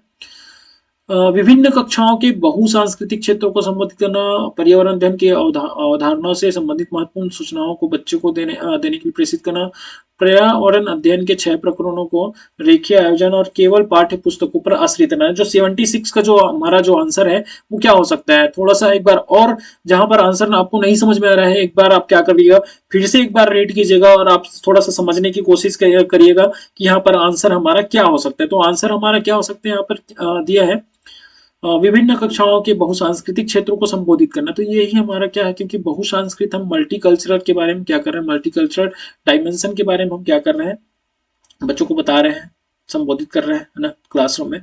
तो ये क्या हो रहा है, क्योंकि ये इंटीग्रेटेड की तरह हो गया, क्योंकि अनेक जो सब्जेक्ट के जो होते हैं या कोरिलेटर जो हम करते हैं ना, ये सहसंबंध कहते हैं कि एक विषय के साथ हम दूसरे जो विषय है उसको सहसंबंध करके हम पढ़ाते हैं। तो उसी प्रकार से यहाँ पे बहुसांस्कृतिक क्षेत्रों को संबोधित करना कहा गया है। तो यही हमारा सही आंसर होगा। चलिए नेक्स्ट, निम्नलिखित में क्या पर्यावरण अध्ययन में बच्चों के द्वारा ज्ञान की रचना में महत्वपूर्ण है। बच्चों का सक्रिय भाग लेना, ये सही है। क्या बोला गया, पर्यावरण अध्ययन में बच्चों के द्वारा ज्ञान की रचना का महत्वपूर्ण है, रचना में महत्वपूर्ण है। पहला, बच्चों के सक्रिय भाग लेना, बिल्कुल। बच्चों के समुदाय के सदस्य, पर्यावरण अध्ययन की पाठ्य पुस्तकें, और पर्यावरण अध्ययन की पाठ्य पुस्तकों में दी गई व्याख्या और परिभाषा। तो मुझे नहीं लग रहा कि ये व्याख्या और परिभाषा, पाठ्य पुस्तक की व्याख्या और परिभाषा जो है इतना महत्वपूर्ण होता है। 77 का जो आंसर है हमारा, कौन सा आंसर है, ये भी सही लग रहा था हमें, है ना। सेकंड वाला और थर्ड भी हमको सही लग रहा था, ये जो फोर्थ नहीं लग रहा था। तो हमारा ABC जो आंसर है यही सही है। चलिए, बच्चों को पर्यावरण अध्ययन सीखने में प्रभावशाली तरीके से जोड़ा जा सकता है, कैसे। ये वृत्तांत, नरेटिव्स, है ना, ये मुझे सही लग रहा है। कहानियां, स्टोरीज के माध्यम से भी हम क्या कर सकते हैं, कोई एक नरेटिव्स, हम एक वृत्तांत के बारे में बता दें, है ना, और कहानियां बता दें, तो बच्चे क्या करते हैं, हमसे जुड़ते हैं। शिक्षक के द्वारा अवधारणाओं की प्रभावशाली व्याख्या, अवधारणा जो होती है, हम बताएं एक कॉन्सेप्ट के बारे में बताएं, तो कॉन्सेप्ट जो होता है या कॉन्सेप्ट मैपिंग जो होता है, एक अवधारणा जो होता है, वो अभिष्ट्रैक्ट कहने के मतलब, या अभिष्ट्रैक्ट टाइप का होता है, अमूर्त टाइप का होता है। तो उसमें हम तो बच्चों को जोड़ नहीं सकते हैं। चलिए, शिक्षक के द्वारा अवधारणाओं का प्रभावशाली प्रदर्शन और व्याख्या, ये भी डी आंसर जो हमारा सही नहीं लग रहा है। तो ये फर्स्ट एंड सेकंड जो आंसर हमको सही लग रहा है, तो ये जो इसका आंसर A और B केवल। चलिए, पर्यावरण अध्ययन के शिक्षक के द्वारा बच्चों को जानवरों का अवलोकन और उनका चित्र बनाने को प्रेरित करने का उद्देश्य क्या है? तो बच्चों में सृजनात्मकता का विकास करना, बिल्कुल बच्चों में ये सही आंसर हमको लग रहा है फर्स्ट वाला। ओके, बच्चों में अवलोकन और रचना कौशलों का विकास करना, बिल्कुल ये भी सही लग रहा है। बच्चों में सौंदर्यगत संवेदना का विकास करना, ये बी सी डी ABC जो है, ये सारे जो आंसर हैं हमको सही लग रहा है। तो ये जो लास्ट वाला आंसर हमारा सही है। पर्यावरण अध्ययन में शिल्प कला और चित्रकला को समूह में करके सीखने पर बल दिया जाता है। शिल्प कला और हमारे चित्रकला, जो क्राफ्ट एंड आर्ट्स के बारे में बात करें तो वो समूह में सीखने के लिए कहा जाता है। और इसमें क्या कहा गया, चलिए, कक्षा की अनुशासनहीनता को रोकने के लिए समूह में सीखना, ये अनुशासनहीनता वाली जो बात होती है इसका सही नहीं होता पर्यावरण में, आप ध्यान दीजिएगा। समूह में सीखना सहपाठी द्वारा सीखने की प्रोत्साहित करता है, बिल्कुल ये सही आंसर है आपका। क्योंकि हम समूह में कोई भी काम समूह में करते हैं तो जो बच्चा एक बच्चा नहीं सीख पाया रहता है वो दूसरों को देखकर सीखते हैं, मोटिवेट होते हैं, प्रेरित होते हैं और करने की कोशिश करते हैं। उसमें क्यूरियोसिटी, जो जिज्ञासा है वो जागृत होती है, या एक करने का जो ललक है वो पैदा होती है समूह में सीखना। क्योंकि एक बच्चा कर रहा है एक बच्चा नहीं कर रहा है तो उसमें यही हमको समझ में आता है कि वो बच्चा दूसरे को देखकर सीखने की कोशिश करता है। चलिए नेक्स्ट जो आंसर यहाँ पर, समूह में सीखना कक्षा में सामाजिक अंतरक्रिया को बेहतर करता है, ये भी सही लग रहा है। क्योंकि बच्चा क्या करता है, हम बात करें तो परिवार में रहता है, परिवार से हम क्या करता है वो स्कूल में जाता है, फिर समाजीकरण होता है बच्चे का, क्योंकि धीरे धीरे वो समाज के बारे में समझने लगता है ना, समाज में क्या होता है ये सारी चीजें वो। तो यहाँ पर क्या कहा है, सामाजिक अंतःक्रिया, बच्चे समूह में है तो वहाँ पे सामाजिक अंतःक्रिया को बेहतर करता है। समूह में सीखना पर्यावरण अध्ययन के पाठ्यक्रम को समय पर पूरा करने में सहायता करता है, ये तो ये सही सटीक आंसर नहीं लग रहा है हमें। ये जो आंसर है हमारा ये गलत है, बी और सी जो है वो सही आंसर लग रहा है। तो बी और सी जहां पर होगा, बी और सी सही आंसर। चलिए नेक्स्ट आगे, निम्नलिखित में से क्या पर्यावरण अध्ययन को सीखने का प्रभावशाली संसाधन है? निम्नलिखित में से क्या पर्यावरण अध्ययन को सीखने का सबसे प्रभावशाली संसाधन है? परिवार के सदस्य, समुदाय के सदस्य, क्या कहा गया है? पर्यावरण अध्ययन को सीखने का सबसे प्रभावशाली संसाधन, परिवार के सदस्य, समुदाय के सदस्य, समाचार पत्र और कक्षा। तो परिवार के सदस्य ये भी है, ये भी है, और कक्षा। तो ABC हमको सही लग रहा है। जो 81 का जो आंसर है वो हमको ए भी सही लग रहा है। तो ये तीसरा नंबर का जो ABC ये सही आंसर होगा। चलिए, निम्नलिखित में सीखने के सिद्धांत का पर्यावरण अध्ययन में अनुसरण होता है। सीखने का सिद्धांत वैश्विक मूर्त से मूर्त सीखने के सिद्धांत कहा गया, सीखने के सिद्धांत का पर्यावरण अध्ययन में अनुसरण होता है। पर्यावरण अध्ययन जो होता है हम देख कर सीखते हैं। भ्रमण क्यों कराया जाता है? अगर पेड़ों के बारे में हमको जानकारी देना है, पत्तों के बारे में जानकारी देना, तो भ्रमण कराते हैं, है ना। पर्यावरण को हम क्या करते हैं, अपने आसपास के जो चारों ओर के जो वातावरण हो उसको हम क्या करेंगे, देखेंगे, जानेंगे, तभी हम क्या कर सकते हैं, उसके बारे में हम अपना समझ बना सकते हैं। तो ये ज्ञात से अज्ञात की ओर होता है। यहाँ से ज्ञात की अज्ञात, ज्ञात से अज्ञात की ओर, क्योंकि जिसको हम देखेंगे उसी के बारे में हम अपना समझ का निर्माण करते हैं। देखेंगे उसी चीज को हम क्या करते हैं, उसी चीज के बारे में हम अपने समझ का निर्माण करते हैं।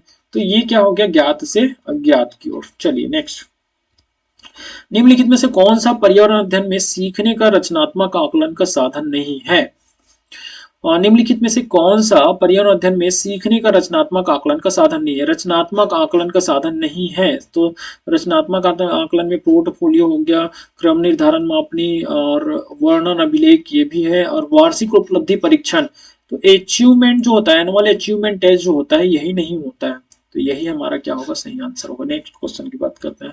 निम्नलिखित में किसको पर्यावरण अध्ययन में बच्चों के आकलन में दूर करना चाहिए? थोड़ा सा, निम्नलिखित में से किसको पर्यावरण अध्ययन में बच्चों के आकलन में दूर करना चाहिए? क्वेश्चन को थोड़ा सा समझिएगा, आकलन में दूर करना चाहिए, बच्चों के आकलन में दूर करना, बच्चों के उत्तरों को सही या गलत में आंकना। कक्षा 5 के ईवीएस पाठ्य पुस्तक में प्रत्येक पाठ के अंत में दिए गए आज हमने क्या सीखा पर चर्चा, आकलन के संकेतों का उपयोग, बच्चों के सीखने की गुणात्मक आकलन। तो हमको जो इसका जो सही आंसर है वो फर्स्ट वाला लग रहा है, 84 का जो हमारा जो आंसर है। तो हमें फर्स्ट वाला लग रहा है, बच्चों के उत्तरों को सही या गलत में आंकना है। तो यही सही आंसर होगा। चलिए, एक कक्षा 5 की जो शिक्षक एक क्रियाकलाप का संचालन करती है जिसमें वह कक्षा के बच्चों से फर्श पर चीनी के कुछ दाने डालने को कहती है और उनको चींटियों के आने का इंतजार करने को कहती है। बच्चों को इस क्रियाकलाप से अर्थपूर्ण सीखने को मिल सकता है क्या? यदि शिक्षक बच्चों को क्रियाकलाप करने का अवलोकन करने को प्रेरित करते हैं, बच्चों को अपने अनुभव साझा करने को प्रेरित करते हैं, बच्चों को क्रियाकलाप का अवलोकन, अनुभव साझा करने और उस पर चर्चा करने को प्रेरित करता है। ज्यादातर जो आंसर है हमको जो 85 का जो आंसर है वो हमारा थर्ड वाला, क्योंकि अनुभव को साझा करना और उस पर चर्चा करने का क्या करते हैं, चर्चा करने के लिए प्रेरित करता है। तो ये जो आंसर है हमको सही लग रहा है। चलिए नेक्स्ट जो क्वेश्चन है उसकी ओर बढ़ते हैं। नीचे दिए गए सूची पर विचार कीजिए। क्या है दिया है, कछुआ, घड़ियाल, कौवा, बतख, मछली। इस सूची में निम्न से कौन सा दूसरों से भिन्न है? आप देखिएंगे, कछुआ, घड़ियाल, कौवा, बतख और मछली। ये देखिए, कछुआ जो है पानी, घड़ियाल भी पानी, जो क्रोकोडाइल हो गया, टॉर्टोइस हो गया, और काऊ के बारे में हम बात करें, काऊ, क्रो, कौवा जो है ये उड़ने वाला है, और कहाँ, ये पानी में नहीं रहता, डक भी पानी में रहता, फिश भी पानी में रहता। तो ये निम्न में से कौन सा दूसरों से भिन्न है? तो समझ में आ रहा है, मछली पानी में, कौवा जो है पानी में नहीं रहता, यही हमारा आंसर सही लग रहा है। घड़ियाल पानी में रहता है, क्रोकोडाइल, और कछुआ भी पानी में रहता है, तो ये कौवा जो है हमारा सही आंसर। चलिए यहाँ पर 87 पर एक क्वेश्चन पूछा गया है, शहर राज्य अत्यधिक पसंद का भोजन। चलिए इस क्वेश्चन को आप देखिएगा, मैंने बताया था हांगकांग में सांप को खाया जाता है, हांगकांग में सांप को खाया जाता है, लिंग हुफेन नाम के जो सांप है उसको खाया जाता है पकाकर। तो ये हमारे इंपॉर्टेंट फैक्ट से पूछा गया क्वेश्चन है। चलिए आप देखिएगा पूरे क्वेश्चन को, मैंने बताया था केरल में क्या करते हैं, नारियल की करी डली हुई सब्जी क्या करते हैं, खाते हैं, और उनके जो फेमस वहां की क्या है, उबला टैपियोका करके मैं बताया था। कश्मीर के बारे में भी मैंने बताया हुआ था, गोवा के बारे में भी बताया हुआ था। चले हम इसमें क्या आंसर ढूंढने की कोशिश करते हैं। फर्स्ट, हांगकांग में क्या पकाया हुआ सांप। तो पहले का जो है आप देख लीजिएगा, फिफ्थ नंबर, तो पहले में फिफ्थ नंबर तो काफी दिया है, यहाँ पे 3 दिया है, तो एक हो सकता है। चलिए नेक्स्ट सेकंड वाला बात करते हैं, केरल के बारे में। तो केरल के बारे में यहाँ पर फर्स्ट वाला जो हमने कहा कि किसी भी करी के साथ उबला टैपियोका। चलो केरल के बारे में, मतलब ये बी का फर्स्ट मतलब ये देखिए, ये आपको समझ में आ गया। अब 2 मिल गया आपको, तीसरा आराम से मिलेगा, है ना। सी जो है, देखिए सी कश्मीर के बारे में बात करें तो कश्मीर में आपकी क्या, सरसों के तेल से बनी मछली।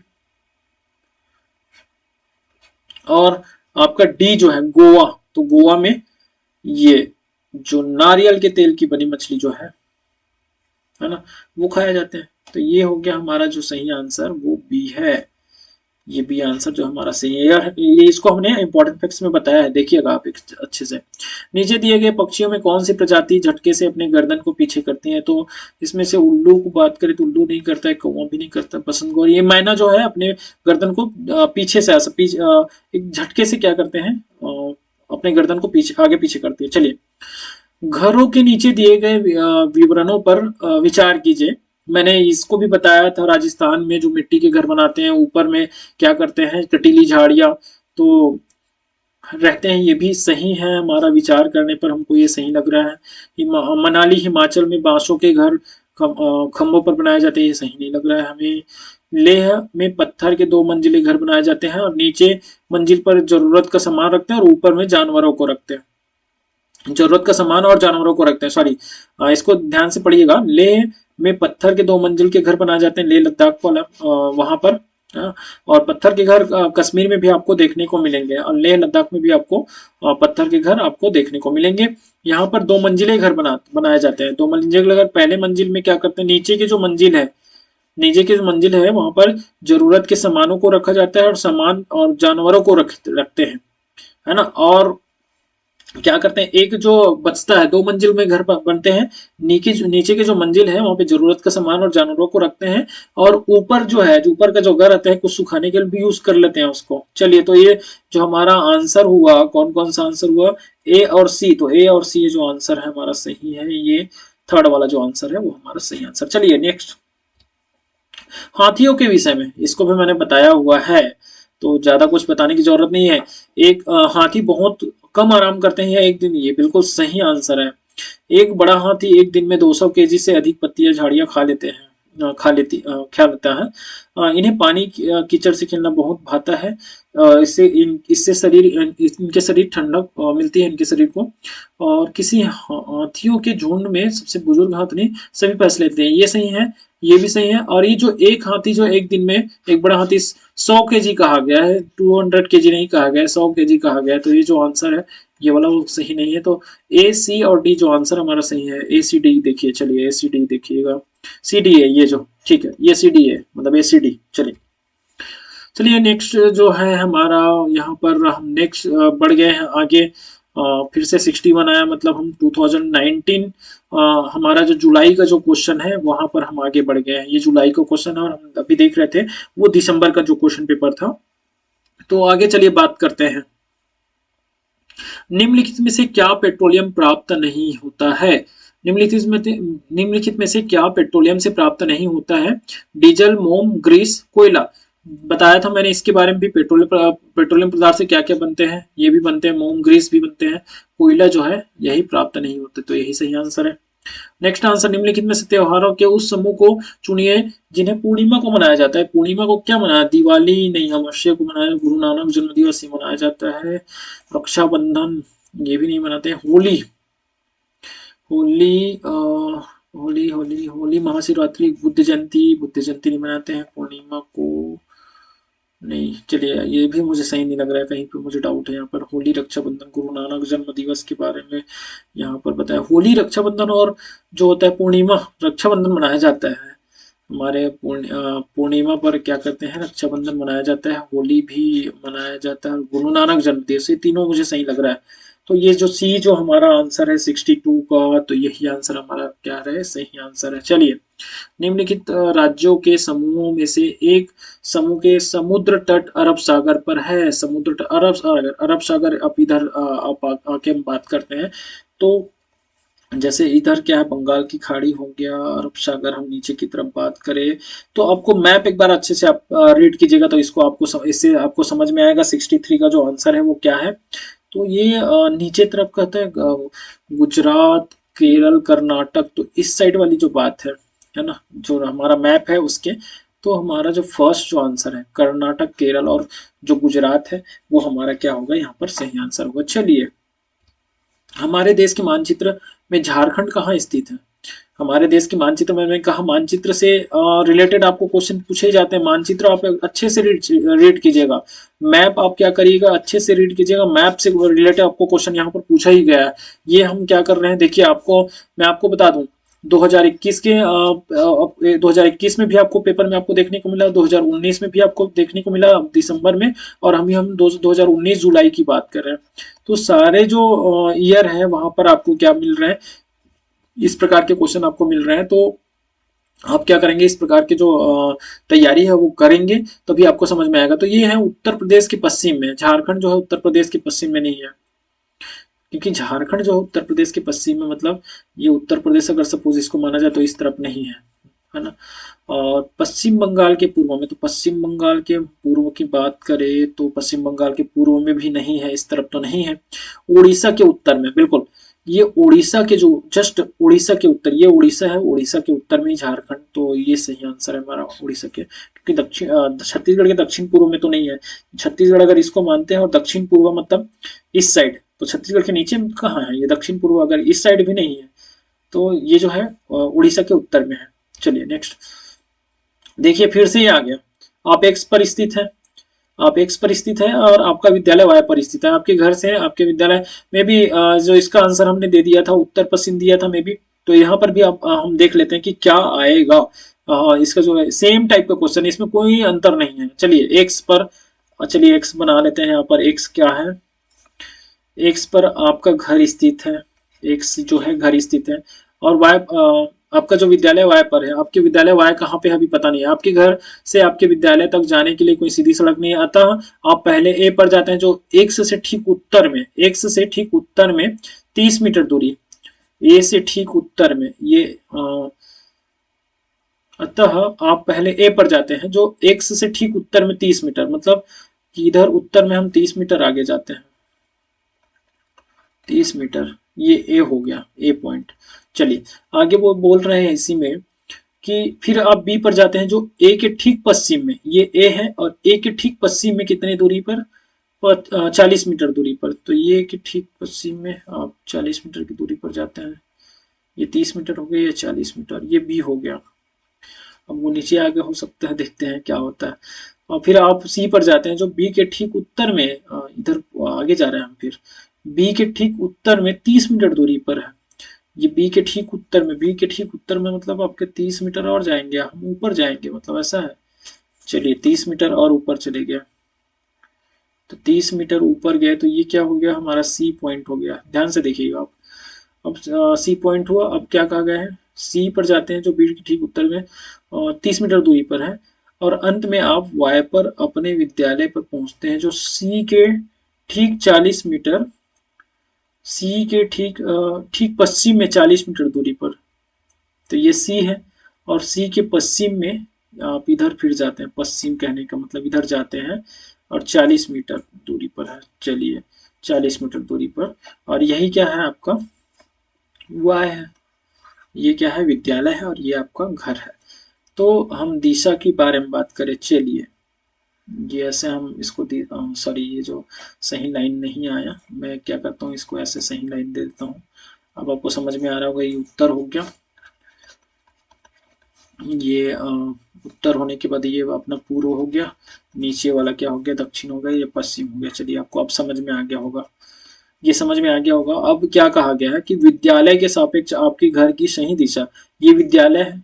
अब विद्यालय के सापेक्ष आपके घर की सही दिशा क्या है, अब इसका इसके सापेक्ष हमको करना है, जो दिशा बताना है। तो ये उत्तर हो गया, ये दक्षिण हो गया, और ये क्या हो गया, पूर्व हो गया। तो ये दक्षिण पूर्व हो गया ना। दक्षिण पूर्व जो होगा, इसका जो क्या होगा, तो 65 का जो आंसर है वो दक्षिण पूर्व हमारा सही आंसर हो गया, मतलब ये चौथा आंसर। चलिए इस प्रकार से आप निकालिएगा, काफी अच्छा हो जाता है। और ये फिर से आ गया, देखिए आप, आपको रेलगाड़ी वाले जो सवाल है, ये काफी बार, हर बार रिपीट हुआ है, जिसको हम कर रहे थे। 30 जून 2019 को किसी रेलगाड़ी पर सवाल हुआ। यह रेलगाड़ी 9:45 बजे मड़गांव से चल रही थी, 9:45, 30 को। चलिए 30 को मड़गांव से 9:45 को चलिए, 9:45। और क्या कहा गया है, यह रेलगाड़ी 9:45 बजे मड़गांव से चली और अगले दिन 7:15 नागर कोइल पहुंची। यदि इस समय अंतराल में रेलगाड़ी द्वारा तय गई जो दूरी है वो 1140 है, 1140 है, तो रेलगाड़ी की औसत चाल क्या है।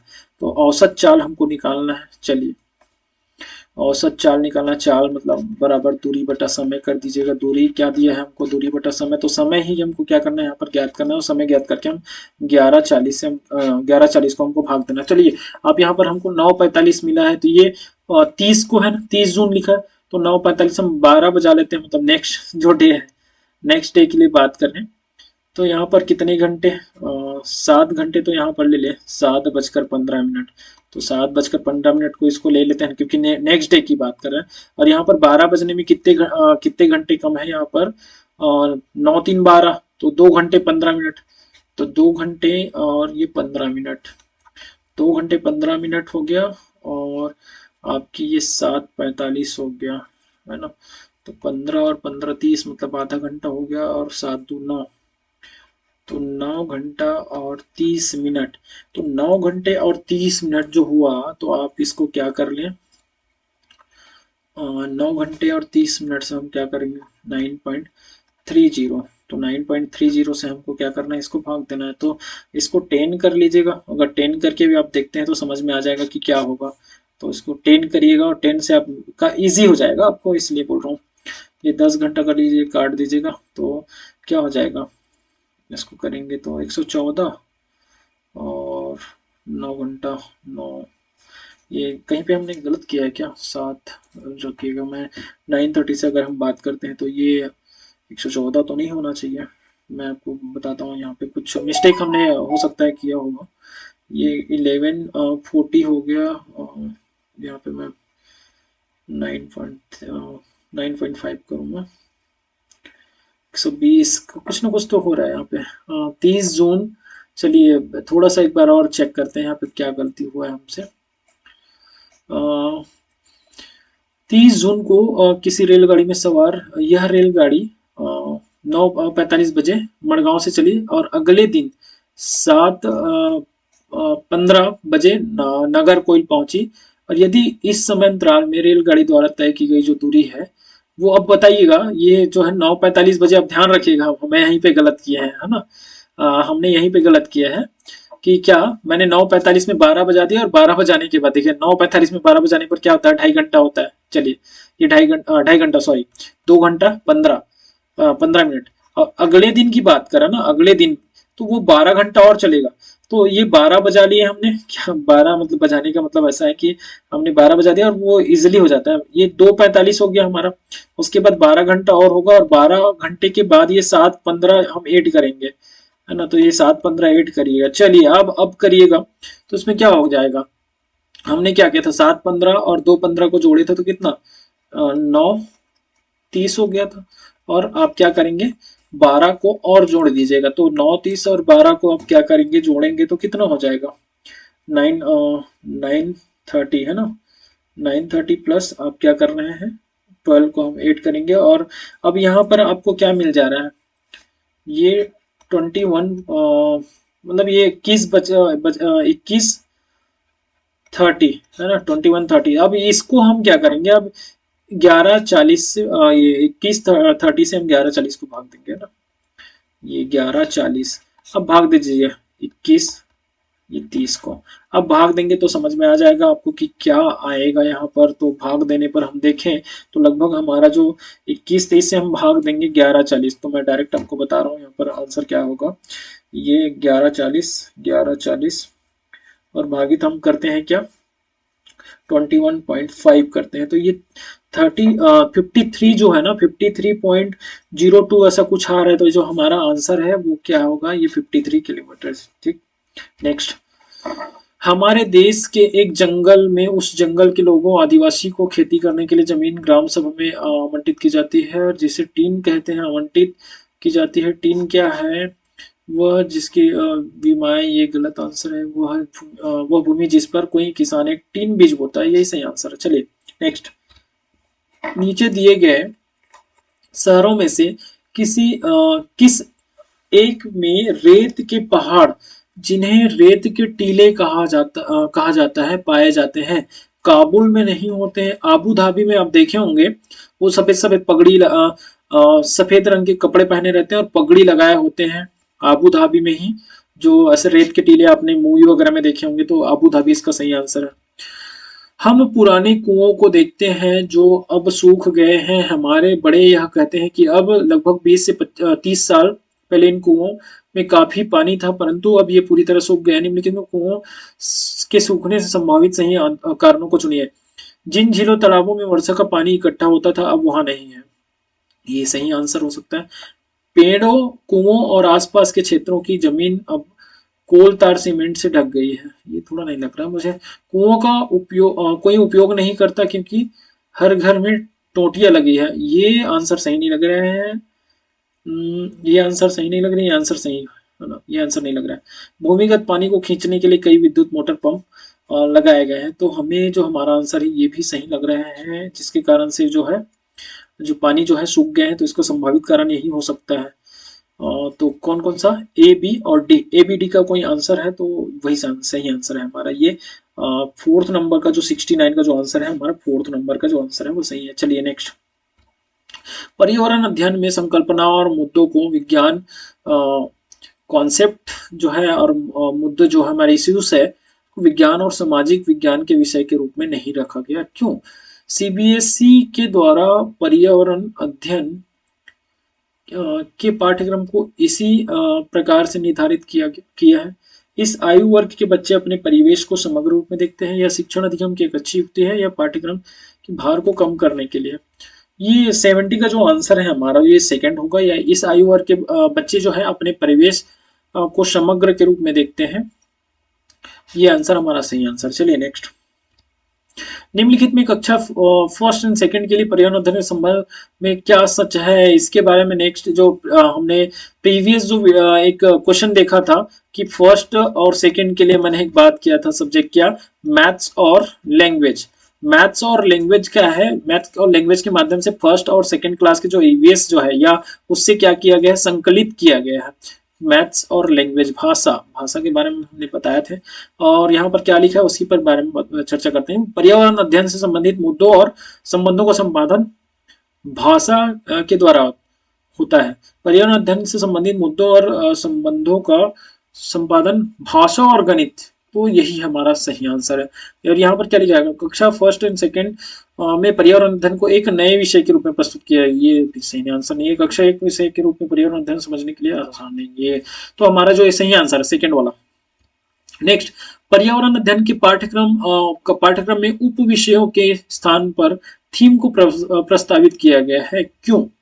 उप विषयों के स्थान पर थीम को प्रस्तावित किया है, क्यों? पर्यावरण अध्ययन में पाठों को कम करने के लिए, ये तो नहीं लग रहा है। पर्यावरण में परिवेशी बोध में वृद्धि करने के लिए, बच्चों के स्थानीय परिवेश के मुद्दों से जुड़े हुए अंतर संबंधित समझ के विकास के लिए, और उप विषयों की तुलना में थीम आधारित पर्यावरण अध्ययन का संपादन आसान लग रहा है। काफी सटीक आंसर यही लग रहा है हमको, जो हमारा ये पर्यावरण जो 72 का जो हमारा थर्ड जो आंसर है वही काफी हमको सही लग रहा है, क्योंकि ये बच्चों के स्थानीय परिवेश मुद्दों से जुड़े हुए अंतर संबंधित समझ के विकास के लिए होता है। चलिए, निम्नलिखित में से कौन सा वर्तमान पर्यावरण अध्ययन के 6 पाठ्यक्रमों के थीम में से एक नहीं है? यहाँ पर फिर से इसी को रिपीट कर दिया है।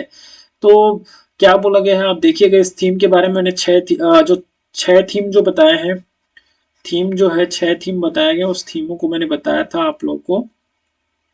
भोजन, आवास, हम चीजें कैसे बनाते हैं, काम और खेल। यहाँ पे मुख्य थीमों में से एक नहीं है, तो मुख्य थीम में से एक कौन सा नहीं है? भोजन है, आवास, आवास मतलब आश्रय, आश्रय जैसे शेल्टर के बारे में बात किए थे, आवास या शेल्टर के बारे में बात किए थे, शेल्टर, शेल्टर के बारे में बात किए थे, फूड के बारे में बात किए। तो ये क्या है हमारे यहाँ पर, क्या बोल रहा है, 6 मुख्य थीमों में से एक नहीं है। तो मुख्य थीम क्या है? भोजन है मुख्य थीम, शेल्टर या आवास या आश्रय ये भी है हमारे एक थीम, और हम चीजों को कैसे बनाते हैं ये भी मुख्य थीम है। तो काम और खेल जो है हमारा मुख्य थीम नहीं है, मतलब ये चौथा आंसर हमारा सही है। तो इस प्रकार से आप इसको करिएगा और ये थीम को आप याद रखिएगा। एनसीएफ 2005 के अनुसार है ना, एनसीएफ नेशनल करिकुलम फ्रेमवर्क में क्या किया है, 6 जो है प्रकरण, 6 सब्जेक्ट सुझाए गए हैं, 6 थीम बताए गए हैं एनसीएफ 2005 के अकॉर्डिंग। तो उसी थीम को आप याद रखिएगा, अच्छे से आपको ये बन जाएगा। चलिए नेक्स्ट आंसर हमारा क्वेश्चन देखते हैं। निम्नलिखित में से कौन सा एक पर्यावरण अध्ययन के संबंध में सच नहीं है? पर्यावरण के संबंध में अध्ययन, पर्यावरण अध्ययन के संबंध में सच नहीं क्या? पर्यावरण अध्ययन की प्रकृति एकीकृत है, पर्यावरण अध्ययन की प्रकृति एकीकृत है, ये तो सब सच है। पर्यावरण अध्ययन बाल केंद्रित है, ये भी सच है। पर्यावरण अध्ययन को बच्चों को पर्यावरण अध्ययन बच्चों को अपने परिवेश को खोजने का अवसर देते हैं। पर्यावरण अध्ययन वर्णनों और परिभाषाओं पर बल देता है, यही जो हमारा आंसर है वही सच नहीं है, मतलब यही हमारा सही आंसर है। चलिए नेक्स्ट, निम्नलिखित में से क्या एक पर्यावरण अध्ययन में ज्ञान की रचना में बहुत ही महत्वपूर्ण है? बच्चों की सक्रिय भागीदारी, इसको भी रिपीट किया गया, देखिए आप, सक्रिय भागीदारी भी सही है। बच्चों के ज्ञान को शिक्षकों के ज्ञान से जोड़ना, ये भी सही लग रहा है मुझे। पर्यावरण अध्ययन को कक्षा की 4 दीवारी से बाहर सीखना, या बच्चों के स्थानीय ज्ञान को विद्यालय ज्ञान से संबंधित करना। यहाँ पर थोड़ा एक बार और रिपीट कर लेते हैं इसी से, क्योंकि इसको दोबारा हम जब पढ़ते हैं तो हमको ये समझ में आता है कि हमारा जो आंसर है वो क्या है। यहाँ पर क्या कहा गया है, क्या एक पर्यावरण अध्ययन में ज्ञान की रचना में बहुत महत्व, ये सक्रिय भागीदारी जो होता है बहुत महत्वपूर्ण होता है। तो यहाँ पर केवल ए दिया है, तो केवल ए को हम क्या कर लेते हैं, टिक कर लेते हैं। चलिए, पर्यावरण अध्ययन में बच्चों को जोड़ने की सबसे प्रभावशाली युक्ति है, तो सबसे प्रभावशाली जो युक्ति है, किससे कहानियां, पाठ्य पुस्तक पठन से नहीं जोड़ते हैं, शिक्षक द्वारा व्याख्यान से नहीं जुड़ता है, कक्षा निर्देशन से नहीं जुड़ते हैं। जैसे हम हिंदी पढ़ाते हैं तो वहाँ पे कविता के माध्यम से या कविता या किसी गीत के माध्यम से हम बच्चों को उसको गीत के माध्यम से हम पढ़ाने की कोशिश करते हैं, तो काफी इंटरेस्ट से बच्चे क्या करते हैं, पढ़ते हैं। तो उस पाठ को हम क्या करने के लिए, रोचक बनाने के लिए हम क्या करते हैं, किस्से कहानियां का उपयोग करते हैं। चलिए, पर्यावरण अध्ययन में बच्चों को पाठ्य पुस्तकों और शिक्षकों के अलावा अन्य स्रोतों की मदद लेने के लिए प्रोत्साहित करना चाहिए। क्यों? पर्यावरण अध्ययन में बच्चों को पाठ्य पुस्तकों और शिक्षकों के अलावा अन्य स्रोतों से मदद लेने की लिए प्रोत्साहित करना चाहिए। क्यों? पर्यावरण अध्ययन सीखने के लिए पाठ्य पुस्तक और शिक्षक की स्रोत नहीं है। यह पर्यावरण अध्ययन सीखने के लिए समुदाय और माता पिताओं की उपस्थिति का विकास करेगा। यह शिक्षकों को बच्चों की पृष्ठभूमि को जानने का अवसर देगी। यह बच्चों के सौंदर्यगत और मनोक्रियात्मक कौशल का विकास करेगा। ये कुछ समझ में नहीं आया मेरे भी तो, लेकिन फिर भी हम इसको एक बार फिर से रिपीट करते हैं, फिर से एक बार पढ़ने पढ़ने की कोशिश करते हैं, इसका आंसर हमको थोड़ा सा समझ में आ जाए कि इसका आंसर क्या हो सकता है। ये पर्यावरण अध्ययन सीखने के लिए पाठ्यपुस्तक और शिक्षक ही स्रोत नहीं है, मतलब सही कहा गया, हमें पाठ्यपुस्तक और शिक्षक की स्रोत नहीं है ना। ये प्रकृति से हम प्रकृति से भी हम क्या करते हैं, पर्यावरण से हम पर्यावरण से सीख सकते हैं। तो क्यों ये सही है? मुझे लग रहा है यह पर्यावरण अध्ययन सीखने के लिए समुदाय और माता पिताओं की उपस्थिति का विकास करेगा। ये भी सही आंसर है। यह शिक्षकों को बच्चों की पृष्ठभूमि को जानने का अवसर देगा। ये भी सी जो तीनों आंसर, तो मतलब ABC लिखा हुआ है यहाँ पे, यहाँ ये सही आंसर। चलिए नेक्स्ट 78 के बारे में बात करते हैं। ये एक शिक्षक हमेशा क्रियाकलापों को कराने के बाद प्रश्नों और चर्चाओं का संचालन करता है। क्रियाकलाप प्रश्नों और चर्चाओं के संचालन करने का उद्देश्य क्या है? बच्चों की प्रक्रिया कौशल का आकलन, बच्चों को खोजने का अवसर देना, बच्चों को अपनी अभिव्यक्ति का अवसर देना, बच्चों में उनकी गति के आधार पर विभेद करना। तो ये विभेद करने वाला तो मुझे नहीं लग रहा आंसर। BCD और ABC जो दिया हुआ है नीचे का, सबसे नीचे का जो आंसर है, तो इसमें डी तो नहीं लग रहा है। मुझे लग रहा है 78 का जो आंसर है वो 4 है, क्योंकि ये जो ABC जो है काफी सटीक लग रहा है हमको। चलिए, एक शिक्षक खाना किस प्रकार से खराब होता है पर एक प्रयोग करता है। शिक्षक बच्चों के समूह बनाकर उनको प्रयोग से संबंधित सामग्री देते हैं। शिक्षक बच्चों के समूह क्यों बनाता है? जैसा पार्टी अधिगम को समर्थन करता है, सही है। यह बच्चों की सामाजिक अंतरक्रिया में सुधार करता है। यह समूह अधिगम बिना बोझ पर्यावरण अध्ययन के अधिगम को प्रभावशाली तरीका है। ये मुझे सही नहीं लग रहा है। कक्षा में अनुशासन बनाए रखना, अनुशासन बनाने के लिए हम समूह में नहीं कराते हैं कोई भी कार्य जो है, तो हमारा A और B जो है काफी सही लग रहा है। 79 का जो हमारा आंसर है वो क्या है? फर्स्ट है। चलिए नेक्स्ट बात करें, निम्नलिखित में से क्या पर्यावरण अध्ययन में आकलन के लिए संकेतक नहीं होना चाहिए? संकेतक के बारे में बात करें तो ये इंडिकेटर कौन सा इंडिकेटर नहीं है? न्याय, समानता के प्रति सरोकार, ये तो है, और सहभागिता भी है, याद करना और प्रश्न पूछना, क्वेश्चनिंग और रिमेम्बरिंग। तो इसमें मुझे लग रहा है कि संकेतक नहीं है, याद करना प्रश्न पूछना। तो ये इसमें से याद करना प्रश्न पूछना, 80 का जो क्वेश्चन है मुझे लग रहा है याद करना ही नहीं है, क्योंकि याद करना जो था रिमेम्बरिंग, प्रश्न पूछना जो होता है क्वेश्चनिंग तो चलता है ना। तो यही संकेतक नहीं है। चलिए, पर्यावरण अध्ययन में शिक्षक के द्वारा बच्चों को स्वयं अपने आकलन के लिए अवसर देना चाहिए। स्व आकलन है, स्व आकलन क्या है इसके बारे में बात करते हैं। स्व आकलन CC, स्व आकलन CC नहीं है तो व्यापक सतत एवं व्यापक मूल्यांकन है। सीखने के समान आकलन, सीखने का आकलन और सीखने के लिए आकलन।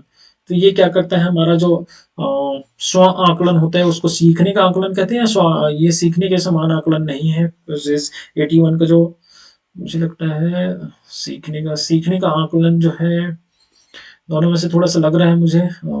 थोड़ा सा एक बार और पढ़ते हैं क्या कहा गया। स्व आकलन, सेल्फ असेसमेंट जो होता है, CC तो बिल्कुल नहीं है। सीखने का आकलन जो होता है, असेसमेंट फॉर लर्निंग और असेसमेंट ऑफ लर्निंग, तो ये जो मुझे लग रहा है ये दोनों नहीं है। ये जो हमारा दूसरा नंबर का जो आंसर है वो सही आंसर। चलिए, रेटिंग स्केल में कौन सी तकनीक का उपयोग होता है? तो रेटिंग स्केल में हम क्या करते हैं, कौन सी तकनीक का अवलोकन जब करते हैं? लिखित परीक्षा में रेटिंग स्केल का उपयोग नहीं करते हैं, अवलोकन में हम रेटिंग स्केल का प्रयोग करते हैं। जांच सूची में नहीं और अधिविन्यास में भी हम नहीं करते हैं रेटिंग स्केल का प्रयोग। चलिए आगे बात करें, निम्नलिखित में से कौन पर्यावरण अध्ययन का उद्देश्य नहीं है? पर्यावरण अध्ययन का उद्देश्य नहीं है।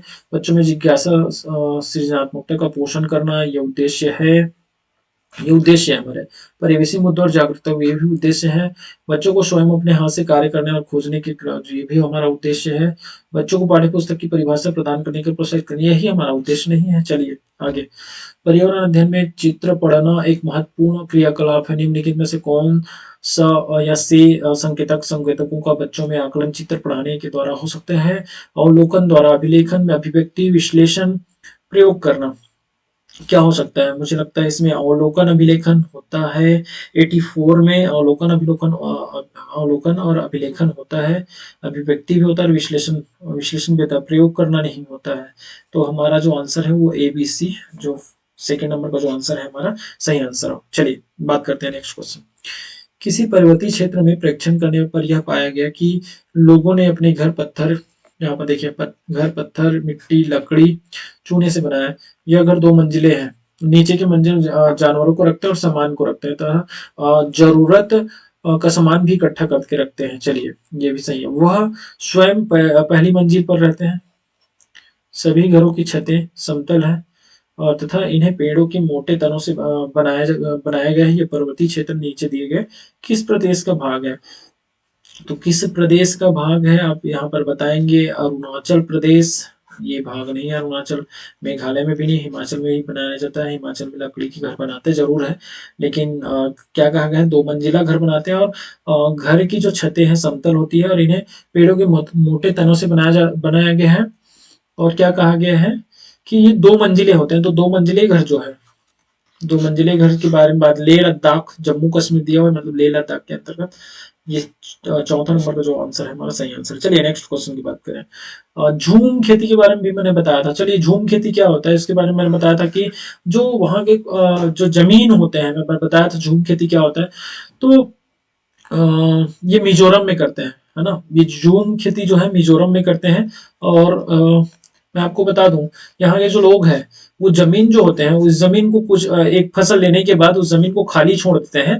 और इस जमीन में खाली जब छोड़ देते हैं कुछ सालों के लिए, तो इसमें क्या हो जाते हैं, बांस के पेड़ और कुछ खरपतवार जो है उग जाते हैं। अब इस खरपतवार और जो बांस के पेड़ है उसको क्या नहीं करते हैं लोग, जलाते नहीं या उखाड़ते नहीं है, इसको काट देते हैं। इसको काटने के बाद इसको जला देते हैं, काटने के बाद जलाते हैं। चलिए इसको प्रोसेस को देखते हैं। पहले क्या करते हैं, कुछ समय के लिए छोड़ देते हैं, जलाते, इसको क्या नहीं करते हैं, उखाड़ते नहीं है, काट देते हैं। काटने के बाद इसको जला देते हैं और जलाने के बाद जो राख बचता है वो उपजाऊ, कहना चाहिए कि वहां की जो मिट्टी को उपजाऊ बनाते हैं। और मिट्टी को उपजाऊ बनाने के बाद उस जमीन को जोता नहीं जाता है, उधर ऐसी उसको क्या किया जाता है, हल्का हल्का थोड़ा सा उसको, वहां की जो मिट्टी है उसको खाड़ते हैं, जुताई नहीं करते हैं, गहरी जुताई नहीं करते हैं। और बीज को छिड़क देते हैं, वो भी कितने प्रकार, 2-3 प्रकार के बीज को। तो क्या करते हैं, इसको पढ़ लेते हैं। अब सारी चीजें मैंने बता दिया आप लोगों को। मेरे जो फैक्ट्स बताए हैं पार्ट 1, पार्ट 2, पार्ट 3, उसमें भी मैंने बताया है। मिजोरम वाले जब पार्ट 3 को आप देखेंगे तो वहां पर इसको मिल जाएगा। ये 5th क्लास का है। एक फसल प्राप्त करने कटने के बाद जमीन को कुछ सालों के लिए छोड़ देते हैं, ये बिल्कुल सही है, ये सही आंसर हमारा। इस जगह को जो बांस या खरपतवार जंगल उगाता है उसको उसे उखाड़कर जला देते हैं। तो ये तो उखाड़कर जलाने वाली जो बात है, क्योंकि उखाड़ते नहीं है, उसको काटते हैं। खरपतवार आदि को जलाने पर प्राप्त राख खाद की तरह काम में लाते हैं, बिल्कुल सही आंसर है। और इस जमीन की खेती की बारी आती है तो बीज छिड़कने से पहले इसका जो गहरे जोता जाता है, ये भी सही नहीं है और ये भी सही नहीं है। तो हमारा ए और डी जो है वही सही है, मतलब ये चौथा नंबर का जो आंसर है वो सही है। चलिए नेक्स्ट बात करें। नारियल डली हुई करी, तो मैंने बताया था टैपियोका, उबला टैपियोका कहाँ पर करते हैं? तो पश्चिम बंगाल, बिहार, तमिलनाडु। पश्चिम बंगाल में नहीं करते हैं, बिहार में भी नहीं, तमिलनाडु में, केरल में करते हैं। मैंने आपको जो आईएमपी फैक्ट्स आप देखेंगे तो आपको मिल जाएगा। चलिए नेक्स्ट। आमतौर पर यह माना जाता है कि रात में जागने वाले जानवर हर चीज को क्या, काले और सफेद। ये भी बहुत इजी है, आपको मैंने इसको भी बताया है आप लोग को। ये जो हमारा थर्ड वाला जो पार्ट है ना उसमें बताया गया है। ये जो काला और सफेद में ही देखते हैं जो रात में जागने वाले जो जानवर होते हैं। नेक्स्ट जो हमारा, केंचुओं को किसानों का मित्र, मैंने क्या कहा था, सांप जो होता है, स्नेक जो होता है, सांप होता है या स्नेक जो होता है वो किसानों का मित्र कहा गया है। किसानों का मित्र सांप को, है ना, किसानों का मित्र। और यहाँ केंचुए को किसानों का मित्र कहा गया, क्यों कहा गया इसके बारे में जानते हैं। मैंने तो इसको बताया था, स्नेक क्यों कहा गया स्नेक को किसानों का मित्र, क्योंकि स्नेक क्या करते हैं, वहां के चूहे जो होते हैं उनको खा जाते हैं, ताकि अब चूहे को नहीं खाएंगे तो क्या होगा, फसल को पूरे नुकसान कर देंगे। तो इसलिए किसानों का मित्र कहा। और केंचुओं को क्यों कहा गया, तो इसको बात करते हैं। केंचुए मृत पत्तियों और पौधों को खाते हैं तथा इनके मल से जमीन उपजाऊ बनती है। केंचुए खरपतवार खाते हैं, मुख्य फसल की रक्षा करते हैं। ये बिल्कुल सही नहीं लग रहा है मुझे, ये काट दो इसको। केंचुए जमीन में छेद बनाते हैं जिससे जमीन पोली हो जाती है। केंचुए द्वारा बनाए गए छेदों से जमीन को आसानी से हवा और पानी मिल जाता है। ये जो तीनों आंसर जो काफी लग रहे हैं, सटीक लग रहे हैं। 89 का जो हमारे आंसर है, तो ये जो हमारा आंसर है ये फर्स्ट, सेकंड एंड थर्ड, तो क्या हो गया, सी डी ए। चलिए, सी डी ए हमारा सही आंसर। नेक्स्ट, आदिवासी हजारों साल पहले से कांसे ब्रांज की चीजें बनाते आए हैं। आज भी हमारे घरों में कांसे का उपयोग होता है। कांसे के विषय में निम्नलिखित में से सबसे सही कथन। कांसे, यह एल्यूमिनियम, तांबे से कांसा नहीं बनता है, पीतल और तांबे से भी नहीं बनता है, तांबे और कॉपर, तांबे जस्ता जिंक से नहीं बनता है, तांबे और टीन के मिश्रण से पीतल और ये कांसा जो ब्रांज ब्रांज जो है वो बनता है तांबे और जो कॉपर है और टीन के मिश्रण से ही बनता है, CuO, है ना। चलिए फ्रेंड, हमारे नेक्स्ट क्वेश्चन की ओर बढ़ते हैं। नेक्स्ट क्वेश्चन में यहाँ पर क्या कहा गया कि बिहार के सापेक्ष जम्मू कश्मीर और गोवा की जो स्थिति क्या होगी। तो हमने आपको ये बताते हैं कि बिहार और भारत के सापेक्ष में बताया था कि मैप रीडिंग आपको बहुत मैप आप क्या कर लीजिएगा, मैप को आप अच्छे से पढ़ लीजिएगा। और यहाँ पर हम क्या करते हैं, बिहार के सापेक्ष जम्मू कश्मीर की बात करें तो इधर ऊपर में आपके जम्मू कश्मीर हो जाएंगे और इधर हमारे बिहार हो जाएंगे। ओके, यहाँ पर बिहार हम एक कर लेते हैं। और क्या कहा गया है कि गोवा की स्थिति क्या होगी, गोवा जो है नीचे की तरफ आ जाएगा। तो हम बात करें तो ये कैसा, उत्तर पश्चिम, तो उत्तर पश्चिम आप देखिएगा, क्योंकि पूर्व और पश्चिम तो नहीं है और पश्चिम पूर्व भी नहीं है, उत्तर पश्चिम पर हम बात आते हैं तो ये उत्तर हो गया। ये जो इसका बिहार के सापेक्ष हम बात करें तो ये बिहार के लिए, सॉरी, ये आप सीधा बिहार के लिए बात करें, ये बिहार सपोज इसको मान लेते हैं, तो ये पश्चिम हो गया और ये उत्तर हो गया इसके लिए। तो ये उत्तर पश्चिम मुझे काफी सटीक लग रहा है जो आंसर है। और हम गोवा की बात करें तो गोवा के लिए हम इस तरफ, हम गोवा, अगर आपको मैप्स पहले समझना होगा, मैप कैसे कहाँ कहाँ पर कौन से जो प्रदेश है वो है।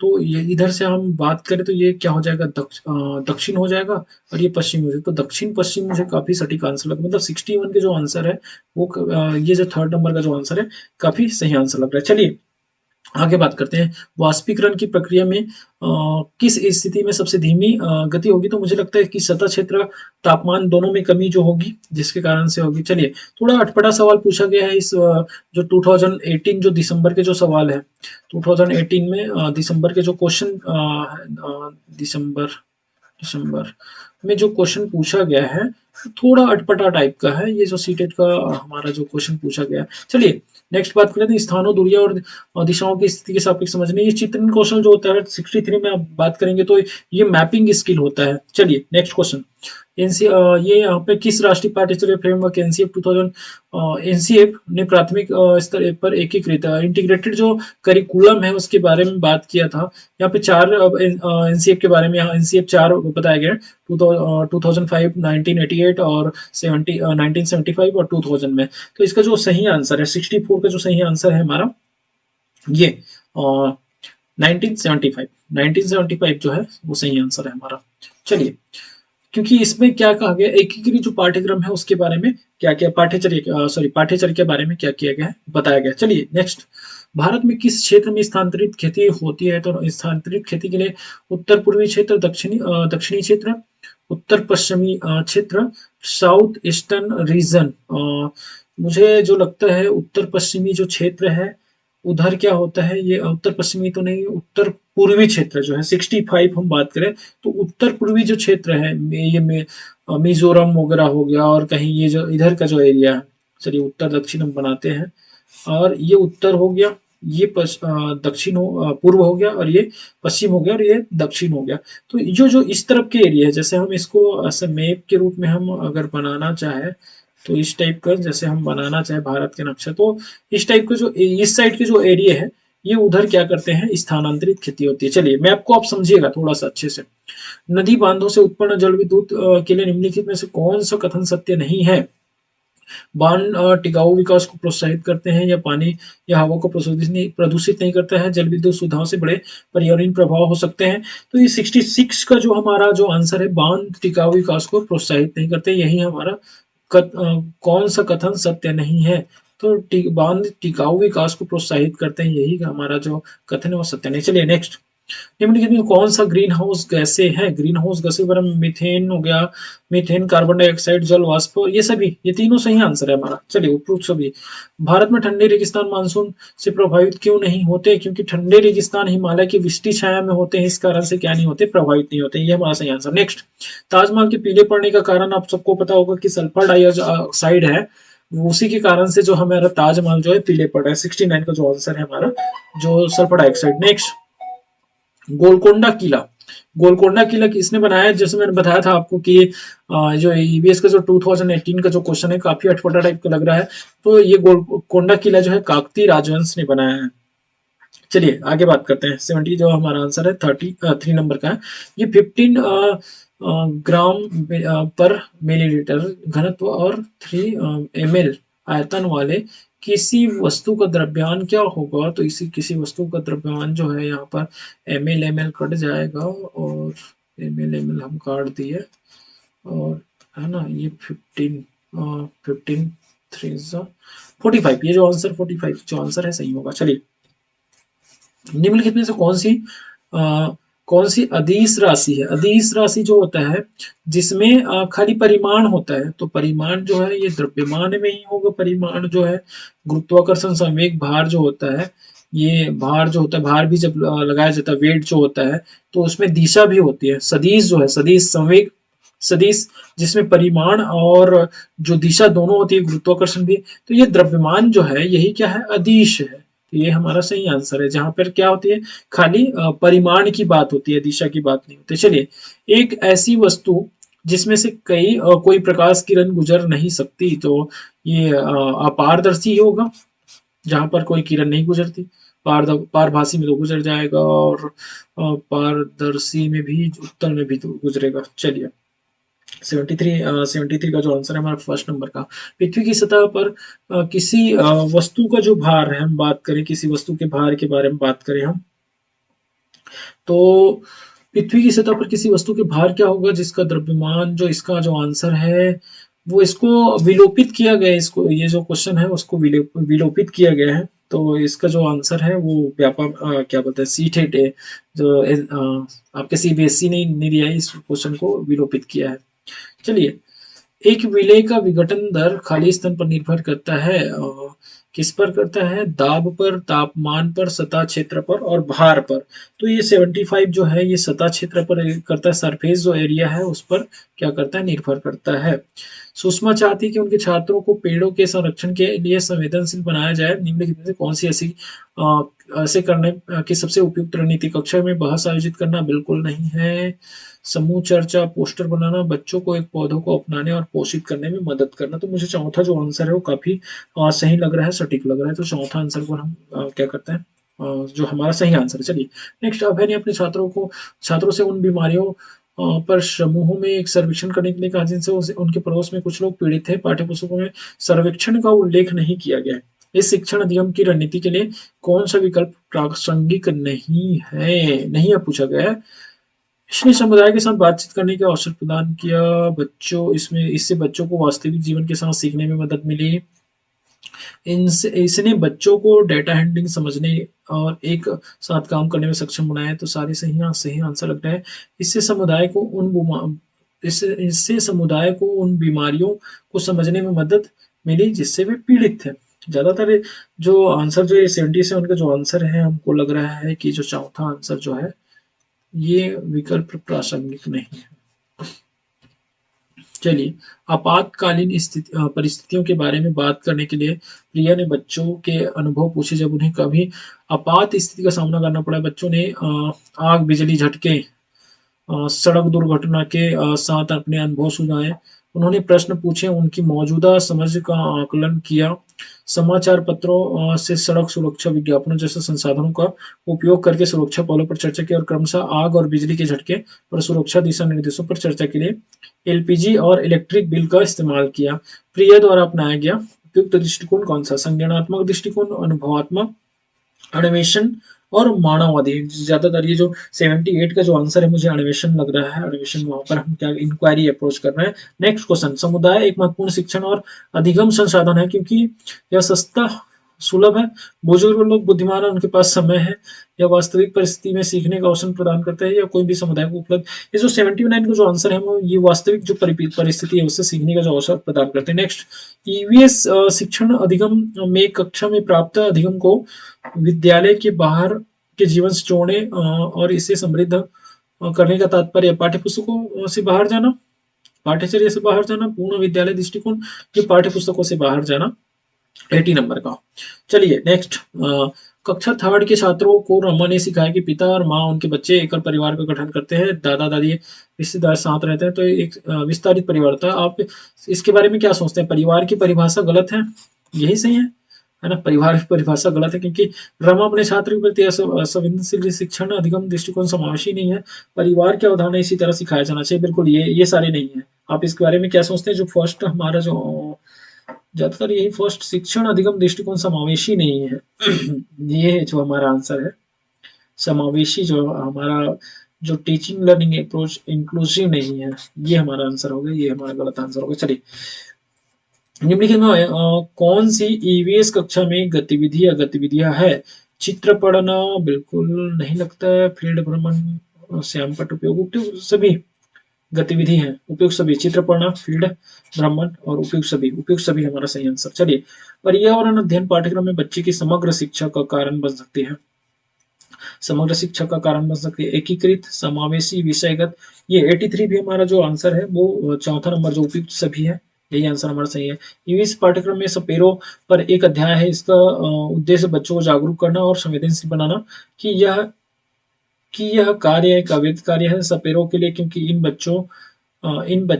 क्योंकि बच्चे इन दिनों अक्सर उन्हें नहीं देखते कि सपेरों सांपों को नुकसान नहीं पहुंचाए और उन्हें अपनी आजीविका से वंचित करने से पहले विकल्पों को प्रदान करने की आवश्यकता है। ये जो तीसरा नंबर 84 का जो तीसरा नंबर का जो आंसर है वो हमारा सटीक आंसर है, सही आंसर है, ये हमारा गलत आंसर। चलिए नेक्स्ट, विद्यालय में मिड डे मील के समय के लिए कौन सा सबसे प्रासंगिक है? शिक्षण अधिगम के साथ इसका कोई लेना देना नहीं है। यह ईवीएस शिक्षण अधिगम के लिए एक अच्छा शिक्षण अवसर प्रदान करता है, या उन बच्चों के लिए जो विद्यालय में खाली पेट आते हैं, या शिक्षण अधिगम के बहुत ही मूल्यवान समय को बर्बाद करता है, तो ये भी सही आंसर नहीं है भाई। और खाली पेट आते हैं, ये भी नहीं है। ईवीएस शिक्षण अधिगम के लिए एक अच्छा शिक्षण अधिगम अवसर है, ये जो हमारा 85 का जो हमारा सेकंड जो आंसर है वो सही आंसर है। चलिए नेक्स्ट, पर्यावरण अध्ययन के संदर्भ में बोझ के बिन सीखना क्या बताता है? स्कूल बैग के वजन को कम करना नहीं है, ईवीएस ये नहीं है। ईवीएस पाठ्यपुस्तक के अध्यायों की कमी, ये भी मुझे नहीं लग रहा है। अबोध का भार कम करने की जरूरत, ये जो load of incomprehension needs to be reduce जो है, यही सही आंसर है इसका। जो थर्ड 86 का जो थर्ड आंसर हमारा सही आंसर है। ईवीएस कक्षा में समूह में सीखने का क्या उद्देश्य है? समूह लड़के और लड़कियों में अलग अलग सीख सकते हैं, गलत आंसर है। कम और उच्च प्रदर्शन वाले छात्रों को अलग अलग उपचारात्मक शिक्षण देना, ये भी सही नहीं है। सहयोग के मूल्यों को लागू करने और एक साथ काम करने के प्रत्येक बच्चों को सक्रिय से भाग लेने सीखने में सक्षम बनाती है, बिल्कुल सही आंसर है यही। जो हमारा थर्ड नंबर का जो आंसर है 87 का, वही सही आंसर। चलिए नेक्स्ट, बाला जो है वो क्या है? ब्रेन एडेड लर्निंग असाइनमेंट, ये नहीं है। ब्रेली अस लर्निंग एड्स नहीं है। बिल्डिंग अस लर्निंग एड, ये अधिगम सहायक के रूप में बिल्डिंग है। इसको आप ये बाला जो है ना, बी का बिल्डिंग, एस का ए का एस और लर्निंग का एल और ए का एड, अधिगम सहायक के रूप में बिल्डिंग, यही इसका फुल फॉर्म है। बाला का आप ध्यान रखिएगा, बिल्डिंग अस लर्निंग एड। चलिए नेक्स्ट, वैकल्पिक ढांचे का क्या अर्थ है?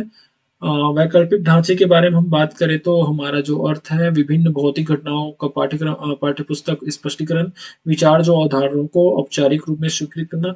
89 को जो हमारा आंसर है वो हमारा जो सेकंड जो आंसर है, हमारा जो सेकंड आंसर है, विचारों जो अवधारणा औपचारिक रूप से स्वीकृत स्पष्टीकरण करता है। नेक्स्ट जो हमारा क्वेश्चन है, महिलाएं पुरुषों की तुलना में कमजोर है, यह एक है मिथ्यक वैज्ञानिक तथ्य, रूढ़िबद्ध धारणा, अंधविश्वास नहीं है, रूढ़िबद्ध धारणा ये भी नहीं है, वैज्ञानिक तथ्य भी नहीं है, मिथ्यक जो है यही है हमारा सही आंसर।